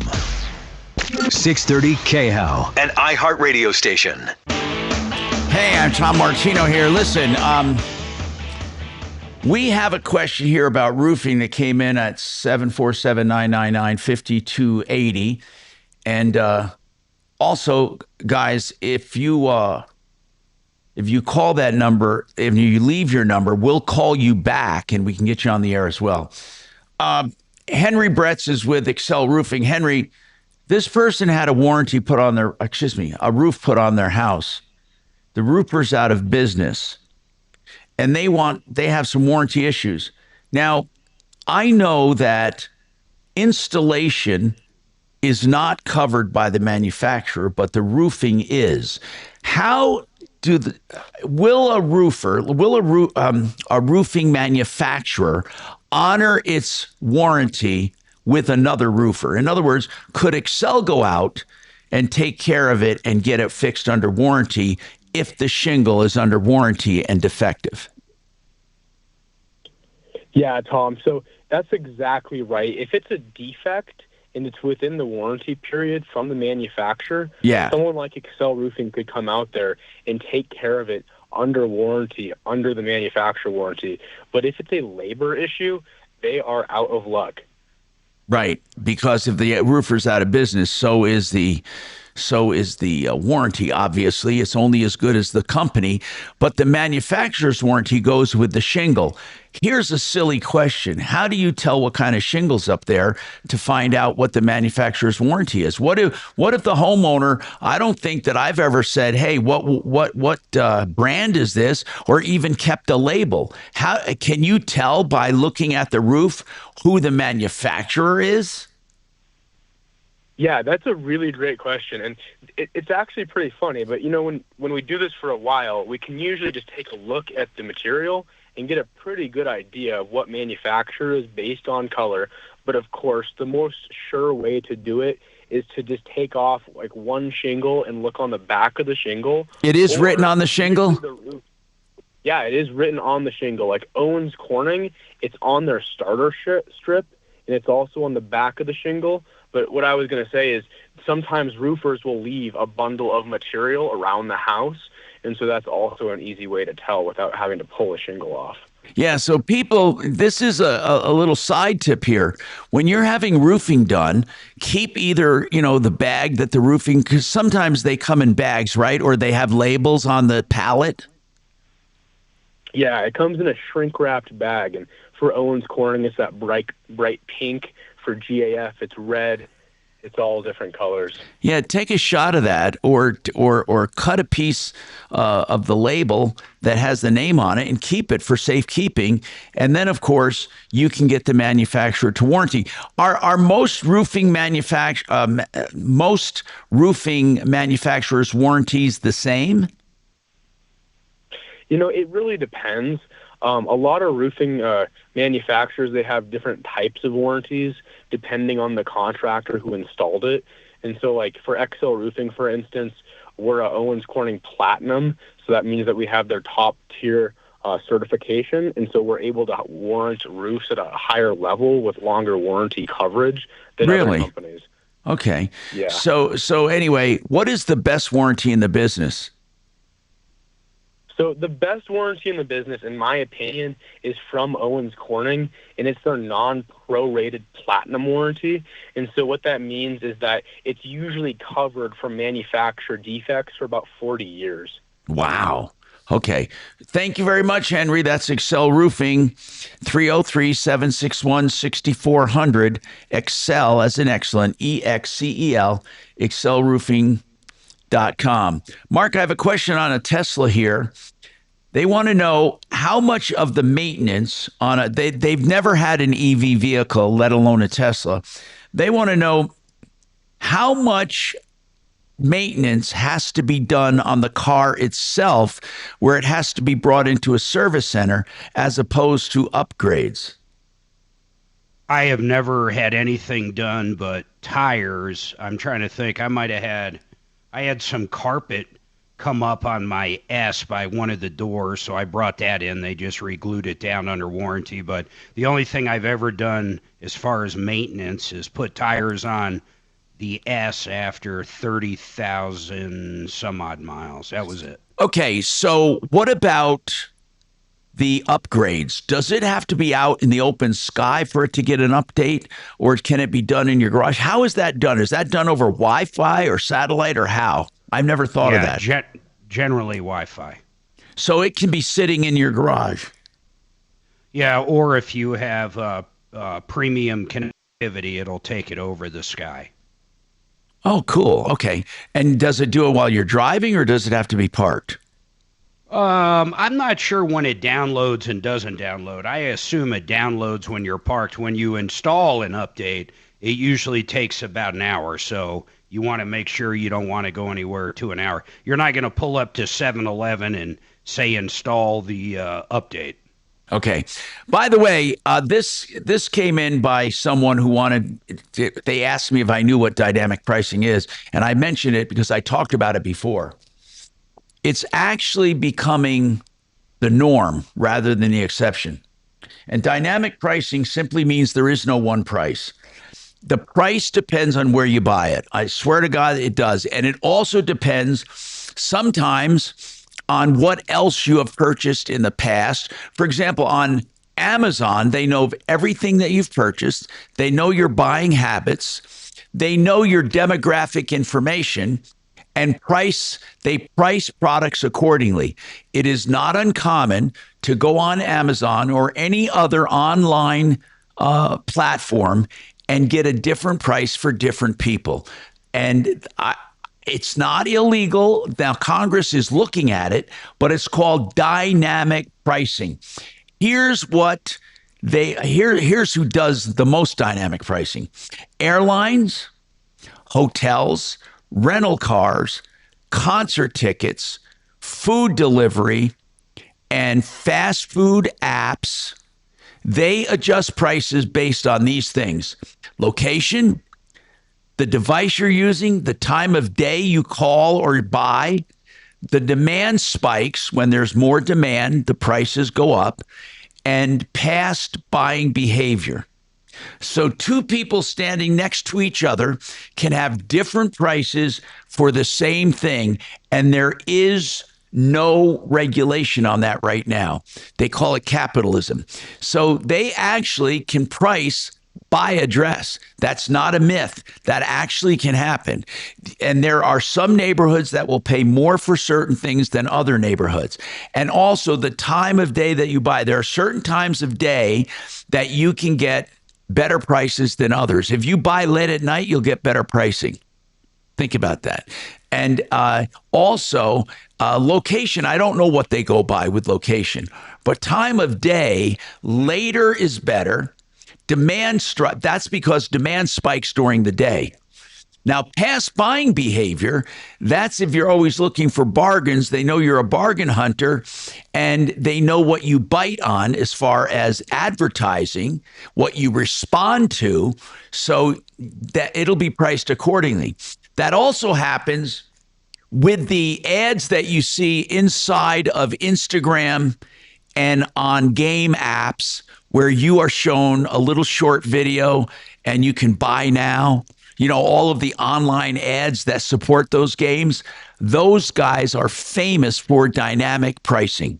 We have more coming up on the Troubleshooter Show. 303-713-TALK, 713-8255. I want to tell you about denverregen.com, stem cell therapy to get out of pain, painful joints. And they also do testosterone replacement. They do hair growth for men as well. denverregen.com.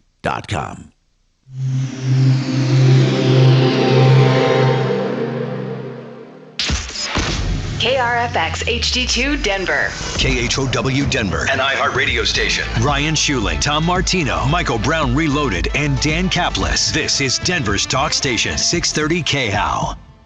Now, Impact Traffic. A quiet drive throughout the Denver Metro for the early afternoon commute. I-25 north and southbound back to highway speeds. We were seeing some lunchtime slowdowns through the downtown area. Green and clean from one end of Denver to the other. The same goes for I-70 east and westbound, flowing free from the foothills to DIA. No complaints on in and outbound Pena Boulevard, and otherwise just a calm drive throughout town. With traffic, I'm Mark Swan. This report is sponsored by Red Pilled America. Why is gold and silver skyrocketing? This week on Red Pilled America, we tell the story of the rise and fall of the diamond industry and why gold and silver has continued to shine for thousands of years. Listen to Red Pilled America on the iHeartRadio app. That's Red Pilled America. You know, if you need a loan, I want you to call John Clace at CMG Financial. CMG is the bank. These guys loan out over $2 billion a month, and I say that in all my spots for them so you understand. They're not a middleman. They are the lender. That's why they have the best interest rates. That's why they have the lowest fees on things like reverse mortgages, cash out, new purchases, and the smartest home loan you could ever think of. They are the only ones that offer it, the all-in-one loan. It's a fluid line of credit. You can borrow up, pay it down, and all the money you keep in the bank actually lowers your principal and interest payment. You can find out about all their loans by calling John directly. Give them a call right now, 303-882-6679, 303-882-6679, or check them out at partnerinlending.com.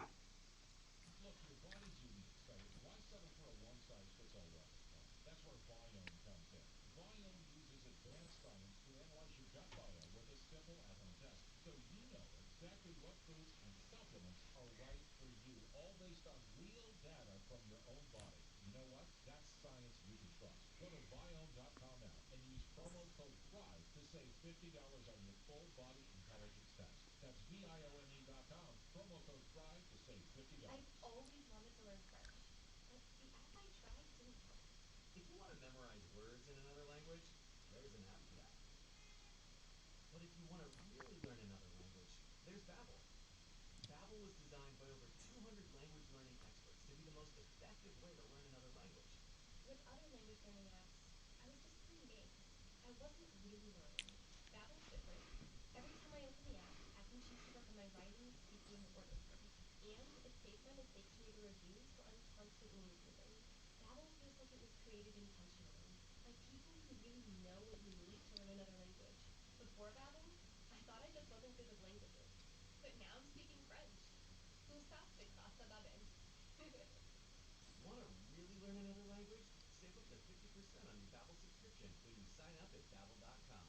That's Babbel.com to save up to 50%. Babbel.com. Man, I am happy to tell you about the only realtor that made the cut for Team Dave Logan, and that is Troy Hansford. I recommend Troy because he's the only agent that will guarantee to sell your home at your price, or he'll write you a check for $5,000. And the good news, he puts that in writing. He can make that guarantee because he spends tens of thousands of dollars generating demand. And right now, he has hundreds of approved home buyers ready to buy. He just doesn't have enough houses. So if you have a house, Troy might have that perfect buyer for you right now. Give him a call, 720-900-4433. Let me give you a story. Just last week, Troy listed a house that was on the market for almost a month. You know what? Troy sold it for full price in less than a week. And if for any reason you need to sell right away, Troy will buy your house for all cash and close in as little as 7 days. Call Troy and get your home sold for the most money. 720-900-4433. Again, that's 720-900-4433. Troy Hansford with RE/MAX Professionals, a Colorado licensed broker. Some restrictions apply. Hi, I'm Gary Bell of the law firm of Bell & Pollock. Involved in a car crash? Injured? You should always call the police. If you want to know why, then listen to our Bell & Pollock Legal Injury Hub podcast from your favorite platform. Hey y'all, it's the Rocket Roger Clemens here. I spent years on the mound giving everything I had, and now I feel every inning in my knees, back, and shoulders. But I didn't want surgery, and I sure didn't want to be sidelined. That's why I turned to QC Kinetics. QC Kinetics Medical Director Dr. Christie and his team use regenerative treatments that help your body heal itself. No surgery, no meds, and no downtime. Whether you're teeing off at the club or chasing the grandkids around, QC Kinetics helps you get back to doing what you love. Call QC Kinetics now and schedule your free consultation. Natural joint pain relief with real results. Don't let the pain slow you down. I didn't, and neither should you. My friends at QC Kinetics, they'll take care of you. Call QC Kinetics today and schedule your free consultation. QC Kinetics. Call QC Kinetics, 303-900-8986. That's 303-900-8986. 303-900-8986.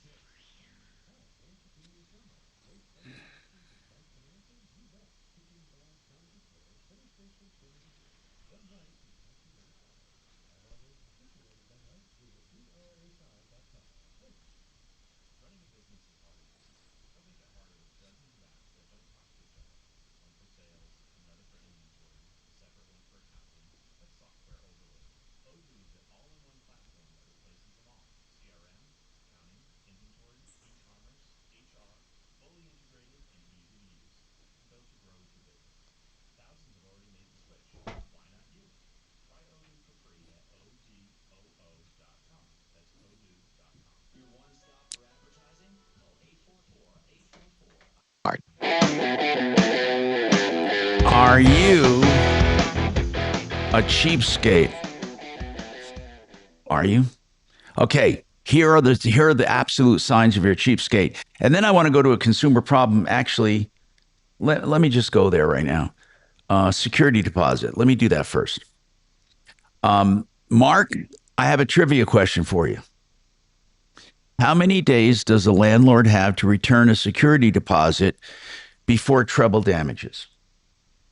60 or 90 by contract. No, it's 30 or 60 by contract, but that's not the answer either. You're right, though. There's a 30-day by law. I mean, you're right. There's two different timelines, but they're both wrong too. And I just found this out. So in other words, I'm writing back to this person, but they want to know because they heard it. Who was on? We were talking about it. Brad O'Brien was on from OLS, from O'Brien Legal Services. Anyway, by law, a security deposit must be returned within 30 days, or it can be extended to 60 days by statute, by lease. So the answer is either 30 or 60, right? Wrong. It's actually 67 days. Because on the 60th day, if you did not receive it, you must give the landlord written notice and give them 7 days to pay it. That's a little trivia question. That's according to Brad O'Brien. So at the end of or 37 days, if it's not extended to 60 days in the lease, then it's 30 plus 7. If it's extended to 60 by lease, it's 60 plus 7. You must tell them in writing they have 7 days to pay you from the deadline. So if the deadline's 30, they get 7 days. If the deadline's 60, they get 7 days. Then after that, you can sue for treble the amount, and they can't keep anything after that. Okay? So even if you did damage, they can't keep it. So that's a neat trivia question. Now, getting back to whether you're a cheapskate or not. Somebody sent this to me. If you skip things that are important just to save money, well, I don't know of anybody who would do that. I don't know of anyone. If you decide not to go out with friends or birthday parties just to save money, that might be something. But if you skip things that are important, whatever that means, just to save money, then you're a cheapskate. What about this? You refuse to tip appropriately. Now, I went out with a guy one time. This is a true story. I swear to God, he wanted to take me out for lunch. He insisted on picking up the bill. This is a true story, okay? And this might have been how many years? 20 years ago, but still, he wanted to take me out. I think our bill was like, I don't know. Our bill, this is such a true story. Our bill was like $30. He took me out for lunch. We were crossing the street and someone comes running, Mr. Martino, was everything okay? And I said, yeah, everything was great. And then she said, well, okay, you didn't leave a tip. And the guy turned around and said, yes, I did. And she goes, there was a dime on the table. I swear to God that he left a dime and he thought it was appropriate. I didn't realize what backwoods this guy was, but he took me to lunch. It was a $30 bill approximately, and he tipped a dime.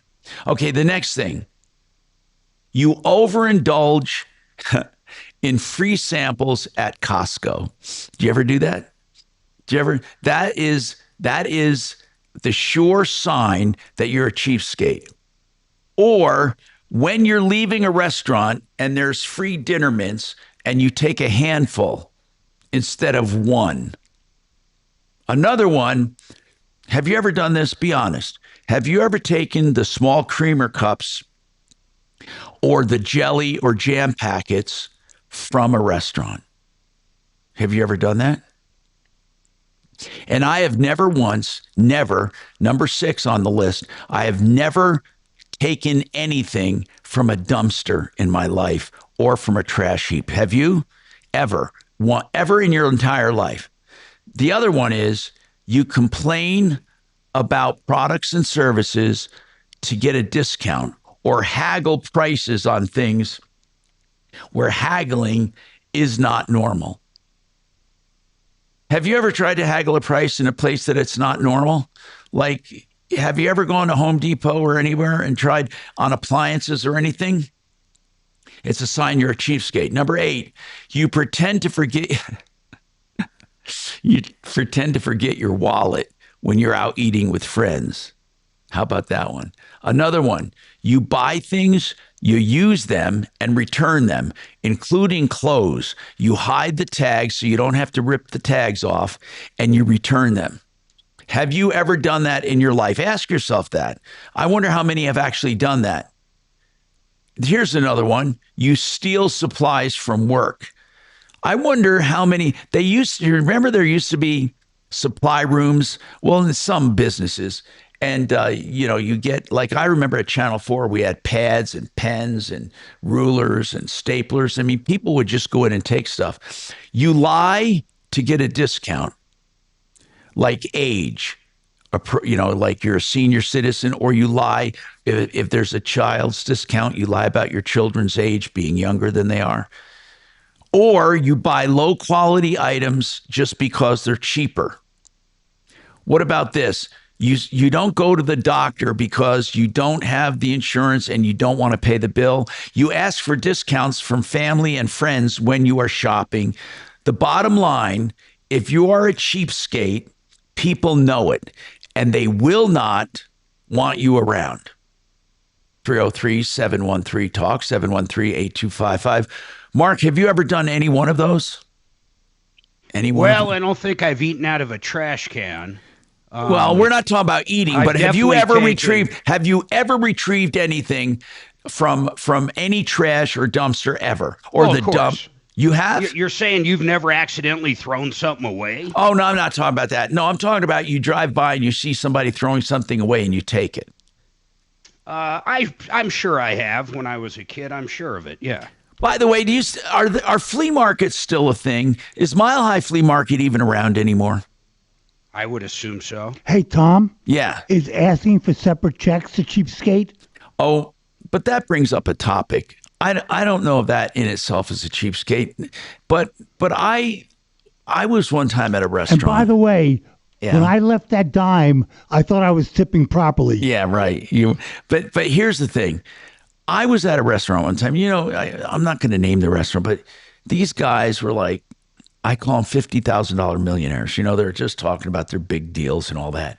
What's really funny is to see that group of three guys that are all, ragging and bragging when the check comes. They're down to the penny splitting the bill three ways, down to the penny. I swear to God, I have never done that. In fact, I'm going to say this. I don't care. I'm tooting my own horn. I would say 98% of the time I pick up the tab for everyone. 98% of the time when I go out. I don't think I've ever split a bill. I don't think I've split a bill in the last 20 years. I've never. Oh, please. That's not true. No, it's true. I haven't split a bill in 20 years. I've paid when we go out. Get out of here. With our card. Well, no, that's not true. We would be on that. With our joint card.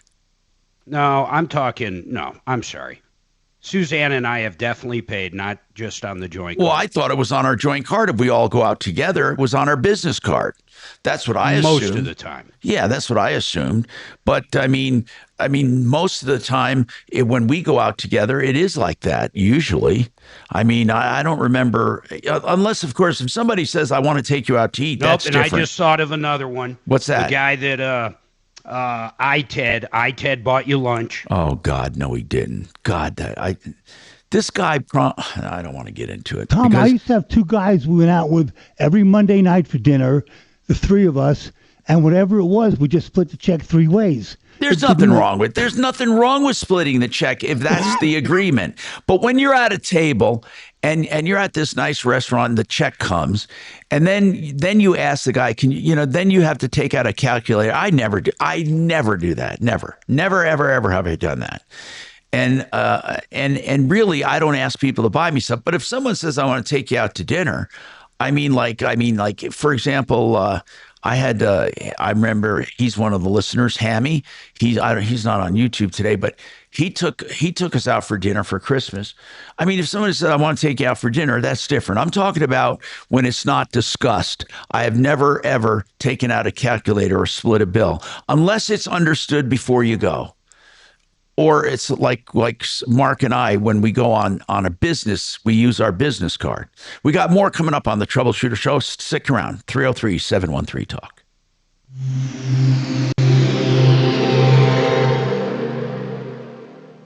Now, Impact Traffic. A quiet drive throughout the Denver Metro for the early hours. All right, Mark's taking both of these. All right. North and southbound back to highway speeds. We were seeing some lunchtime slowdowns through the downtown area. Nope, green and clean from one end of Denver to the other. The same goes for I-70 east and westbound. flowing free from the foothills to DIA. No complaints on in- and outbound Pena Boulevard, and otherwise just a calm drive throughout town. With traffic, I'm Mark Swan. This report is sponsored by Red Pilled America. Why is gold and silver skyrocketing? This week on Red Pilled America, we tell the story of the rise and fall of the diamond industry and why gold and silver has continued to shine for thousands of years. Listen to Red Pilled America on the iHeartRadio app. That's Red Pilled America. All right, let me tell you about Red Rocks Roof and Solar. By the way, now it is Alliance Roof and Solar, and I'm going to tell you why I like Brooke and the ownership over there. If you're looking for a commercial system, she can find all the grant money out there. Maybe it's state, maybe it's local, maybe it's federal. It doesn't matter. She can find it. Some of the projects that she has done that are commercial, 100% of it has been paid for. Can you imagine if you own a fourplex, you get a free solar system, and you become the electric company for your tenants? Once again, that has to be commercial. For residential people, maybe the solar company you have dealt with has gone out of business, and you want to know if some of the panels or the inverter or the battery system, you want to know if it's still under warranty. She can help you with that. These guys do it all, residential, commercial, and they do it in-house. You're going to love them. Check them out at redrocksrs.com. That's redrocksrs.com. Now, let me tell you about a great way to retire. Imagine if you took a lump sum of money before you retire and converted that lump sum into guaranteed money every single month that you can't outlive. You get a check every month till the day you die. Now imagine if it also had a long-term care benefit to where that check would double if you needed help. That is what these guys specialize in at mymoneymyway.com. You're going to love Joseph. You're going to love Jordan. Call up, ask the questions. They can help you roll everything over. But if you want to get rid of that anxiety and have guaranteed money when you retire, you have to have the conversation. mymoneymyway.com.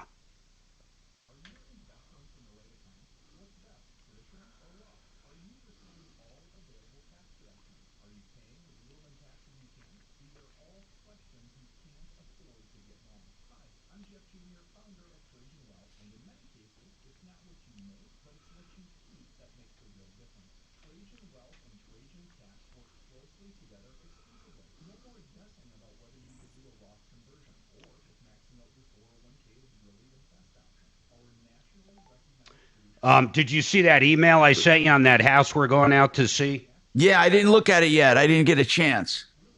Yeah, I'm getting pretty deep in it. I've actually emailed the parish and everything. Let me look here.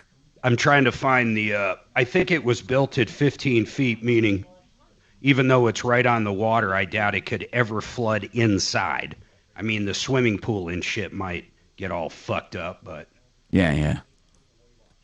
I see. We're probably going to go out the end of February. We'll get it on the calendar for you. Okay. But I just got to make sure I'm correct on the flood info. It's like the number one thing I've learned about. What's that? Oh, never mind. You may not want to talk about the price. No, I don't want to talk about that.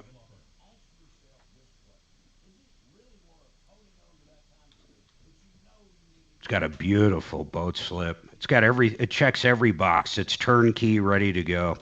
No bullshit. New.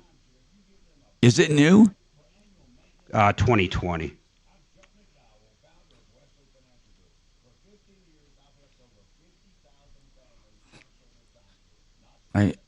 There's the water. Okay, I was wondering what you mean by the water. Yeah, so that's about 10 minutes to Pontchartrain, to give you an idea by boat. Your boat just is right there, and you're at Pontchartrain. Why Louisiana? I just love it there. Plus, you can get a lot of bang, man. I mean, that house in or around Miami's fucking $7 million. Well, of course, yeah. Plus, I fit in with the peeps in New Orleans more than I do the peeps in fucking Miami.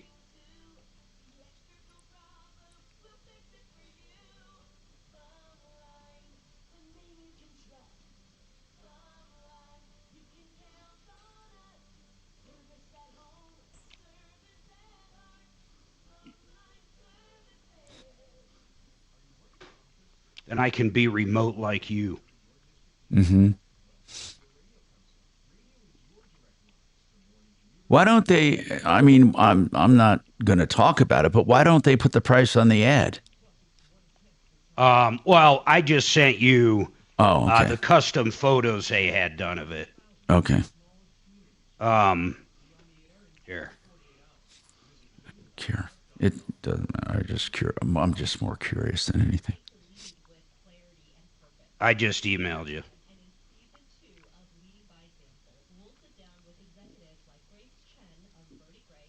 You get my emails slow. I don't know why when we're both on the same fucking server.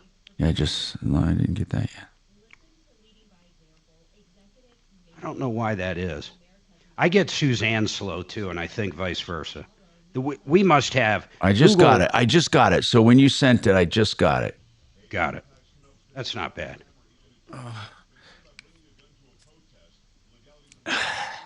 More, plus Ted Poe, The Good Judge, and more on The Joe Pag Show. Tonight from 6 to 9 on 630 KHOW, Denver's talk station. Hi, Tom Martino here, 303-713-TALK, 713-8255. Okay, so hold on a second. I want to go to this thing. Now, here's another thing. We talked about the savings account that Trump's doing. What about the move he's making to keep Wall Street from buying single-family homes and upping the prices? Have you heard about this move? Yeah, I like that, but I hate when people mess with capitalism in general, but I get it. I mean, I get it. Because private equity has been buying up loads of houses. Not only that, mom and pop businesses and everything else. Eventually, it's almost to like, it's not going to be owned by the government like it would be in some societies, but it's almost like it's going to be owned by the top 10 people in the world with wealth. Exactly.